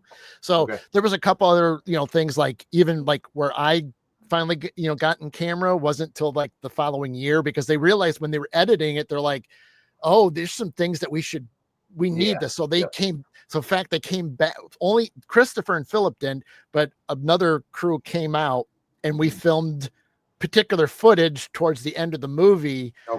Where I'm involved. So without giving it away, security camera stuff. That's it. So that was all done, in one pickup shoot. That was like they were there in the afternoon, and then I came in after work. I was still in my work clothes, and I literally put a jumpsuit on and got all makeuped up, and so we wouldn't know it was you if we didn't know you. Adam, I was gonna say, Adam, though, I think you might have been a little too stiff. I mean, I was dead. That particular, I mean, I'll have to tell you off camera, but what was technically going on in that scene that you really don't get it. They didn't do it long enough to really show what it was supposed to be and what it links up to. There's a whole thing behind it. And I'm like, oh, that's kind of cool. But they didn't really play it to where it worked out like it. But it was really. But if you use your imagination, though, a lot of that stuff that was happening in the background, I'm sure will come to your mind if you start thinking, because there's a lot, like when I started seeing that stuff, my ADHD brain was like, and my medical brain was like, and I was like, okay. Yep. I want to make 2 points, and I want to at least say this before I forget. We are not claiming anything paranormal happened in that movie. We're saying that, like, I really want to look into this. I want to try and debunk it somehow. Like, I want to go there because we have access to the place, or can get in there. But also too, I want this to be a plug for the movie, because smaller directors and smaller film companies, they need the support. It's very well done. It's creative. It's it's worth renting. I hope they do well making this, because like you said, it cost way more than they initially thought. And I can see how that happened, because it was supposed to come out a couple of years ago, right? Yeah. I mean, it should have, I think it should have came out in, if it wasn't the 22, it should have been in 23. I thought it was supposed to be 23. So, but originally they thought they could get it done and out that same year, but changes, and then they wanted to correct a few things, and then they needed some money, which then extended it out a little bit further. So, and that was just the way it goes. I mean, it's the problem with indie films is that, you hope you have a timeline, you hope that you can get to what needs to be, but it's so difficult because you don't have the financial backing that the Hollywood movies have. Plus they're creative, and it's not done until it's done in their mind. Right. I mean, that's it's an artistic thing too. Correct. I mean, I get the same way with my stupid videos, and that's not even close to what we're talking about, with film.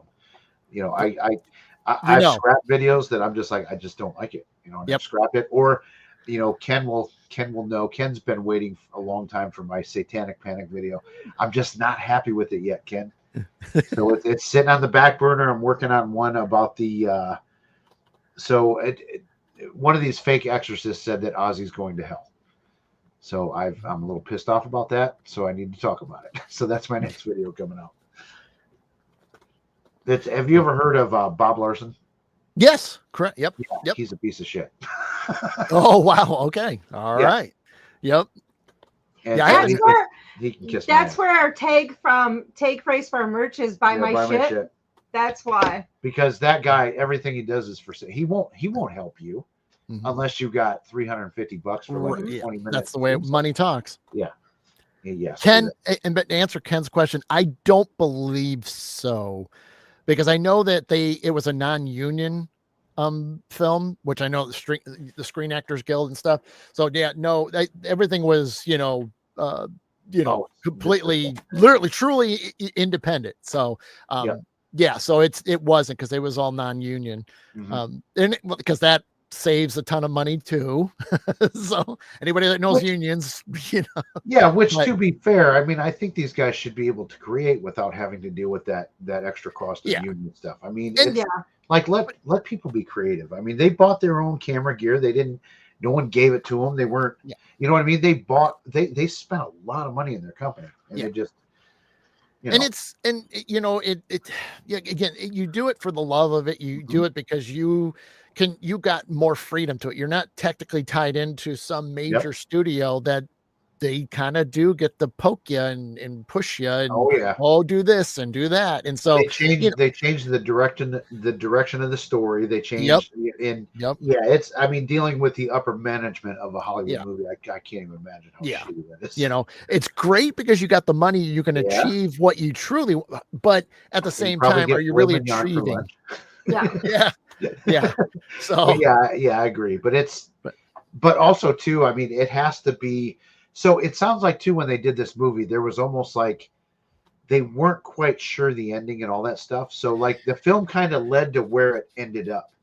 But where in Hollywood, it doesn't go that way. Like it's 1000% scripted, storyboarded, done when you go to get the money for it. Like it's I mean, the way the ending was going to be shot, we were ready for it. We was like, this is the final day. This is the final shoot. And we were kind of setting things up. And then, all the directors and producers, they all left the room, and we were so tired that we didn't realize it. And we're like, next thing we know, we're like looking at each other going, where is everybody? And we're like, we're looking around the room, we're looking and then like nobody could find it. And we're walking around the building. We couldn't find anybody.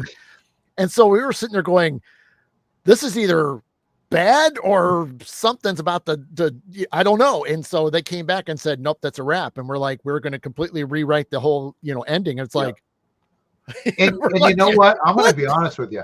I'm glad they didn't film it at Collingwood. Because it's not just the ending, it's intermixed throughout the whole film. That second location, and it makes a clear difference between one storyline in the other. So I'm actually glad they shot it somewhere.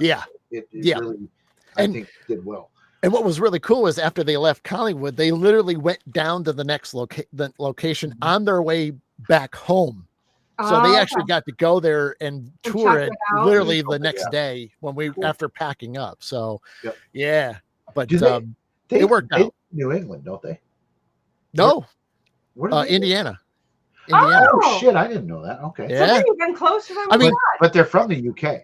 Yeah, from the UK, and then they were in California for a long time. Like they did a ton of stuff for a lot of big companies out there, tons of stuff, and then they just started backing off, trying to do their own thing, and so they moved out to Indiana. Oh, cool. Yeah, so they're not technically too far away, but no, that's awesome. But are they working on anything new that you know of, or? I know they've had their some of their old stuff that resurfaced on some like TikToks or something that was like last year, I think it was. And so they found a lot of that old audio, that music, and so they were like remixing it and stuff, and then they had some tracks that didn't make it, and then they think they just released some of that.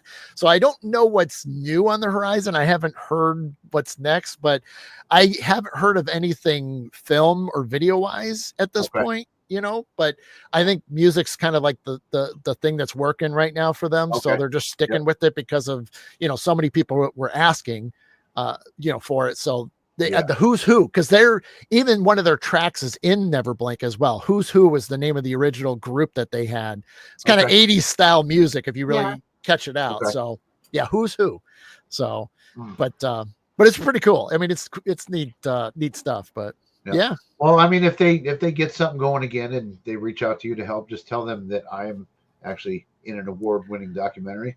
All right. I would be very happy to help. And I pick all the spooky stuff now. And not just me in it. My camera was used, so I got a camera credit. I got an in it credit, I had 3 or 4 credits, I think. There's a couple credits. That's perfect. And I laugh about it, dude, because I'm in it for 5 fucking seconds. Kind of like Adam.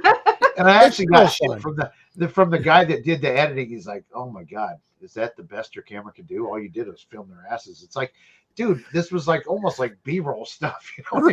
But it fit the story. It was, and I don't want to give that away too, because that's on Amazon Prime as well. Right. It's called Evil on Earth. I think you should check it out. Okay. It's really, it's about the Monroe House, which you've been to. Yes. Yep. That place is cool. It's nothing happened when I went there with some friends. That's the one you don't want me to go to. I don't think Dana should go there because I feel like there's something there, but it's not gonna show itself all the time. It's gonna wait. Nope. Yeah. And if someone is like, especially now when you're in the mindset that you're in, I don't want you going there because you just felt, like I said, nothing happened the whole time we were there. Yeah. We were there for 3 days. But it was just like, okay, but something is here, and it's just not going to do shit. Right. You know what I mean? It's so weird. Yeah, it's an interesting place for sure. Yep. There was one time when I was scared there. It was when we were cleaning up our static cams and stuff like that. And I had to go upstairs by myself, and I was like, I was a little nervous. And I hadn't been, and that was the end of our investigation and filming. That was the second night. But I was just like, okay, I got to get this camera and get the fuck out of here. Like I wanted to get out quick. I don't know why, like I said, nothing happened, but yeah. Mission. Yeah. But I do want to, and I've got this weird, stupid thing. I want to go there by myself sometime for a night. That's intense. I want to set up the CCTV cameras, all that stuff, and do my own thing because I don't know. I like to push the boundaries. It's crazy. I can't even remember the last ghost hunt I've been on. Probably Collingwood. I think Collingwood, yeah. Because I literally have shut myself off from doing. Well, I would not have let you go on the last time. No, the last time I said, even said I'm not going because it's like there's too much going on. And it's gonna. I really felt something would go after her. Yeah. In the vulnerable state, because there's something to that place. But especially at Collingwood, because I've had 2 incidents there, so I'm like, no, we ain't gonna take a chance. And then with Amber passing out, the second, like, dude, she didn't have a history of it, had no medical problems, ate normal all day, her vitals were fine when EMS showed up. So why did she drop? She hasn't done it since. It's like the only time in her life ever. And it was right after I turned that fucking camera off that was pointing right at her. Yeah. Like, she did tell me, because I was like, I probably should have hit record. I should have turned it off before I went call the. She said, if that ever happens again, yes, film it. Right. It was just like but I'm the same way. I'm like, yeah, you film that shit. If I go down, don't try and save me. Film it. You know what I mean? There's other people that will come to my rescue. Try a little bit, at least. Send somebody to call 911, but you film that shit. Yeah. Ken, first flight, let the journey begin. First flight, let the journey begin. You'll see me at the. You're gonna see a picture of me at the top of the stairs. He doesn't have a beard. No, he looks like the yeah, that's true. I don't. Yeah, I don't have a beard then. He doesn't even look like the same person. No, he looks like the dude from Creed. I looked after, like when I was looking for it the first time, I looked over it like several times because I was looking for beard, and it was like. Then I went back and I'm like, wait a minute, and I started looking. I'm like, oh my gosh, that's Adam. Yeah. Looks like I'm standing at the top of the stairs. It's, I'm in the woods and stuff. And I'm playing my flute, Smoking a fatty with Cheech. No. Right. Yeah. But no, there was one time. Okay. So this is a personal story with us and Adam. There was one time we went to a friend of ours' house and you brought the flute out and we were all just going to sit in separate places and be quiet. Remember that? Oh yeah. Yep. And you don't remember that? No, Carmen. You were by the fire playing the flute. Oh yeah. We were all kind of sitting around. Yeah. I went out to the cornfield. Yeah. The woods edge of the corn, but there was something to that. I'm not saying paranormal or I left out of. There was something very, very pleasant to the soul to that. Yeah, but it was cool. But not only that, when we were sitting at the fire, you could hear like the animals coming up into us. It's so crazy. Yeah. And hence Adam's the one that taught me to walk like so quiet that Jeff can't hear me coming. Adam's the other one that taught me how to do that. But I mean, you literally were just, you were sitting there with your eyes closed, listening to the fire and listening, and you could hear the animals just coming up. And you could, you didn't open your eyes. Even if you opened your eyes, little animals. You weren't going to see it. No, bears, no, just small animals, but they all were coming in. It was weird. And I'm sure there was probably deer in the background. If the buffalo were out, they probably got as close as they could to the fence. Yeah, because they got buffalo next door. Yeah. Did you know that? Yep. Yeah, I did. Yep. I made it. I walked in that corner one time. Yeah. Yeah. My brother was friends with that lady that owns the buffalo farm. Okay. Before, back in high school, he had a huge crush on her. Oh wow. Yeah, it's kind of funny because. Oh, funny. Yeah.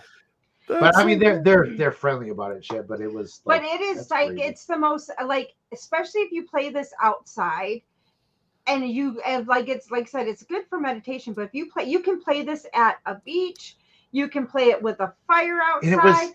And it all, you start hearing like.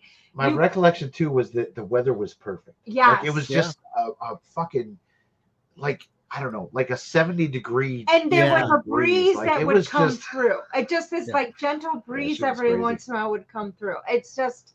And I was not high. I was not drinking. I know. Yeah, no drugs were taken. It was really cool. Yeah. That was fun. Yeah. I mean, it's, you get a chance to do things like that. I haven't done much. I mean, I still play, here at home and stuff, but, yeah. I mean, you can share it a little bit with people or, there's a special moment, like my father passed away, a couple months ago. And that was, something we thought about doing, but during the funeral ceremony, I knew that I probably couldn't get through the song. Yeah. So I ended up going to my album and playing one of my songs from the album because it just like, I would have been a mess, and stuff. So, but, it was just kind of cool too, because even then for everybody, sitting there and, you can kind of take that moment to reflect on who my dad was and stuff. So that was, part of it too, was just, you can have your moment of that as well. Yep. And it's funny because everybody knew Adam. If you knew Adam, you knew Adam's dad. So it's like he was on his shows. He was on his shows all the time, but we also saw him at paranormal events and everything.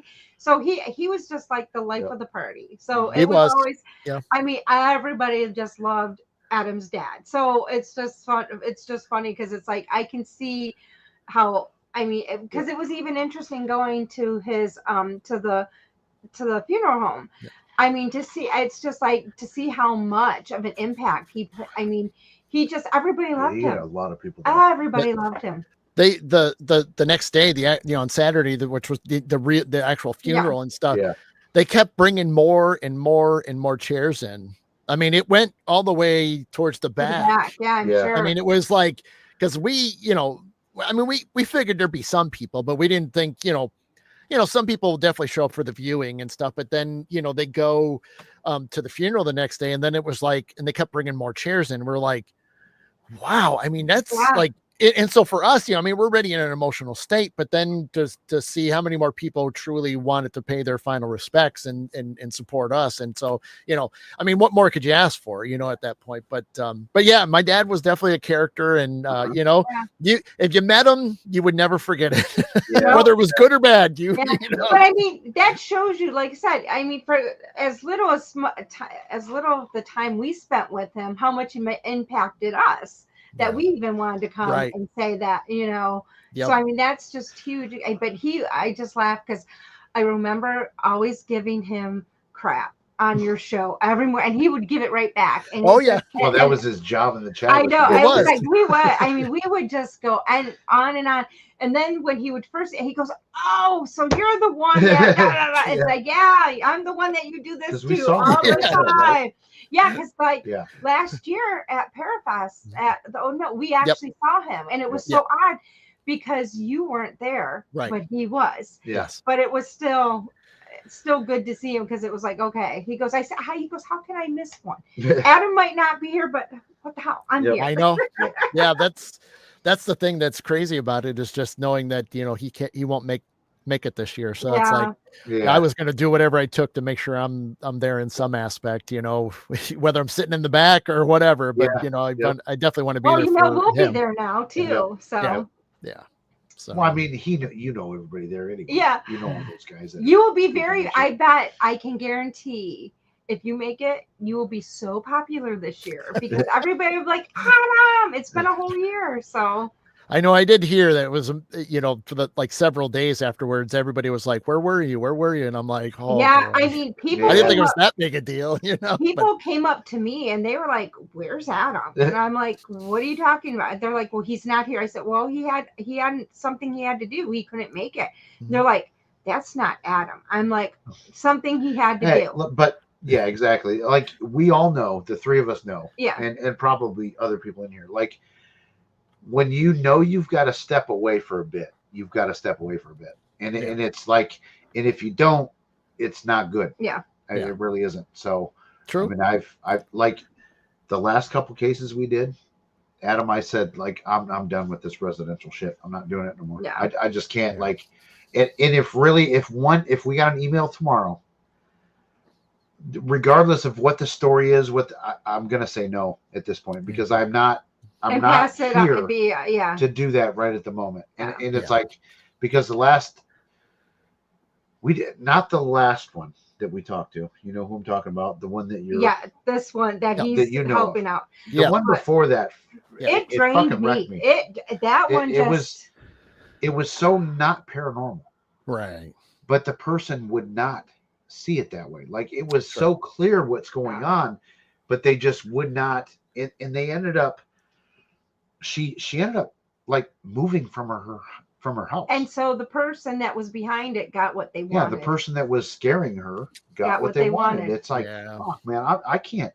Like, it just, I don't know. That wrecked me a little bit because we felt, especially you. Yeah, Dana went to the police with her and the whatever protective services, and it just it didn't go nowhere. Like it was so frustrating. It was so clear what was going on. But so I was like, man, I need a break.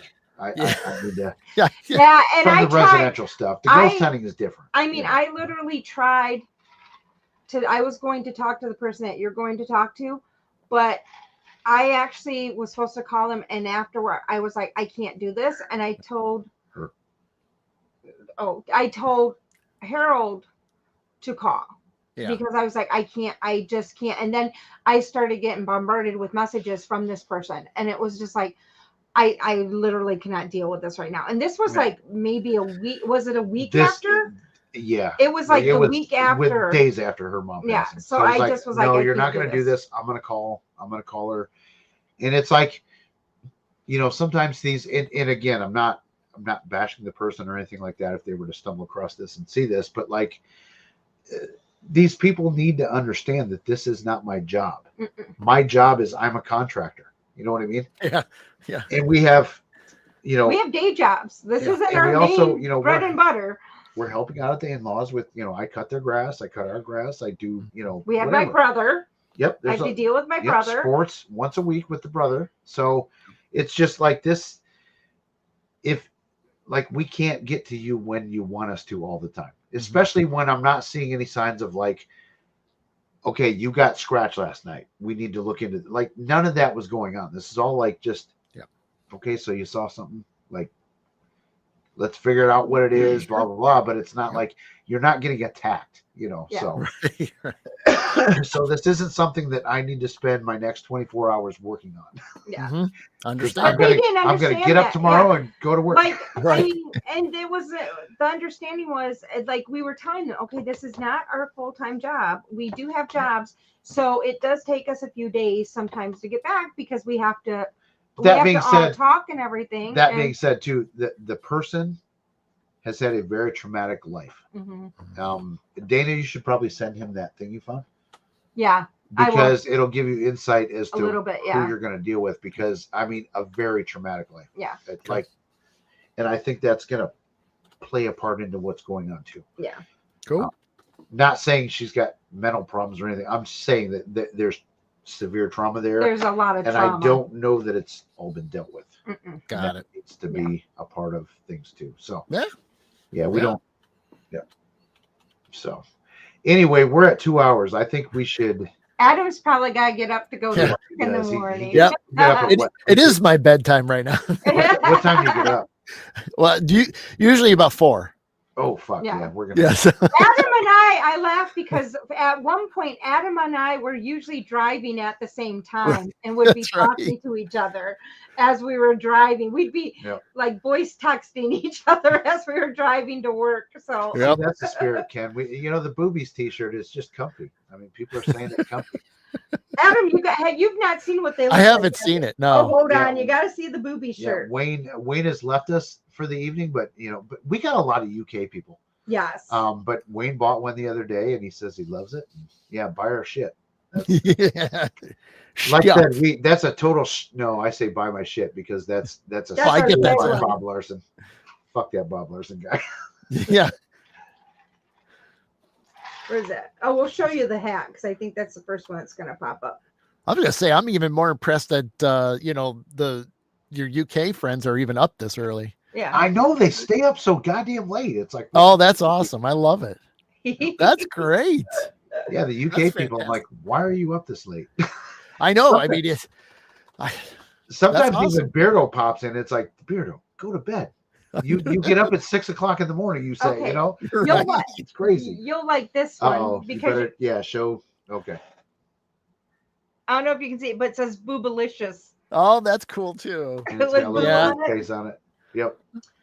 Those are great. Yep. So Jenna designed that, so we're going to give the credit to Jenna on the Boobalicious, and she came up with the song, or maybe is it a real song, or did she just make it up? What? I don't know that song she was singing. That it's Oh, who is it?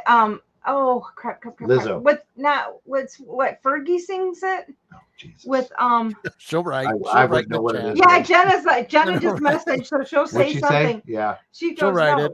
She'll tell us who it is. Just got to give her a second. Yep. But yeah, she's definitely our Fergie. See, Fergie. I was right. You were right. Yep. Cool. Yeah, but I'm more of a Slipknot. We got some other stuff too, but we have like a nice merch line now. So. Oh wow. Oh god damn, we got people from New Zealand watching right now. But it is in the afternoon there. Yeah, it's 1:02. Yeah, 1:02 in the afternoon. Fergalicious. Fergalicious. Okay. Okay. Boobalicious. Okay. Yep. That's cool. Yeah, I think I know that one. Yeah. Yeah, So. but no, we love like I said, man, we got people, and we've got a lot of people that will rewatch this tomorrow. A lot of the awesome. UK people, and they'll comment. And we fucking love it. Like that's great. God, we connect with our audience a lot. Way different than what I've done with the Warren stuff. This is stuff crazy. We had somebody that watches us come to see us at Old Mill last year. Yep. And I was like, they came down to see us they're like, we watch you on YouTube. I was like, what? And so it was like, we came here just to see you guys because we knew you were going to be there. Yep. So it was like, okay. That's great. That you're reaching out and you're making a difference. That's the the important thing. You got good stuff, you got good content and good topics, good guests. I mean, we roast fake exorcists. Yeah, I'm laughing because when we first met, if you would have told me that we were going to be doing this, I'd be like, yeah, right. You're laughing. You'd be laughing. I've been like, yeah, right. I mean, just because at that point we were just doing Facebook and then YouTube, a whole different world. Well, we started this, let's see, I would say 1 3/4 years ago. Mm-hmm. And we had 40 subscribers. We're almost up to 4K. That's great. And it's been a like you got to plug away grassroots thing. Like the people that subscribe to us watch our shit. You know what I mean? It's not like they just hit the sub and they don't watch. It's like they watch. And my channel just is new, and I already have 110 subs. And she had 30 in your live stream the other night. Yeah. Which It took me years to get to 30. Yeah. I streamed for 4 people for a long time. Yeah. It's the grind. I mean, it's truly a grind. It's you know. But again, you know, the people that are sticking it out with us tonight, I know a lot of people probably went and watched Side Guy. I don't blame them. But they'll come back and watch. But they'll do a rewatch. But yeah, that's cool. No, that's that's even better too. Is you can that it still lives on in a way, and then you're still going to get comments for a couple more days, which is great because then it almost feels like you're still like in the middle of the show. Then. Yep. So. We typically get like the rewatch. We get 400 to 700 people that rewatch. So that's in our videos. If I can hit 1,000, like. Man, I'm all about that. Like, at the last few, we've been almost 3,000. Like, if I can get 1,000 without like a shout out from a big channel or something like that, it's like, okay, I'm like, this is good. So, hey, Jenna, we're very happy where we're at. Jenna, Ken did buy a shirt. I have proof because I have the order and that it was delivered. So Ken did buy a shirt. He bought a Boobalicious shirt? No, he didn't buy a Boobalicious, but he bought a Boobies. Gotcha. So. Everybody loves boobies. Who doesn't love boobies? But anyway, dude's got to go to bed, so we're going to let you go, Adam. Cool. Thank you, guys. Man, thanks for joining. This was fun. It really was fun. I miss doing these kind of things with Adam. It was. I mean, it is fun. I mean, it's kind of cool to go back and forth and give our opinions. And whether we're right or wrong, it doesn't matter. We still enjoy it, and But to have somebody that was there when they filmed it, and could offer insight as to details of that room and blah, blah. But I think we do need to set this up and do we need to try and debunk that. I really think we need to maybe spend an hour or so sometime and we need to talk to our people that we know at the Collingwood. Yeah. Look, I don't want to pay. Like, I'm not going to pay $500 to debunk this, but I'd really love, just give us an hour at night, one night, and let us see if we can debunk that. Yeah. It's simple enough. Yep. Oh, that's good. Buy our shit. Go to Adam's Spotify and all that stuff. Go to his Facebook page. And, Adam's a good dude. Let's end this. Cool. Thank you, go guys. watch the movie. Go watch the movie. Yeah, go watch Never Blink. Yep, Never Blink. Go watch it. It's worth it. I promise you. All right. There we go. Are you hitting the end? Yeah, that movie.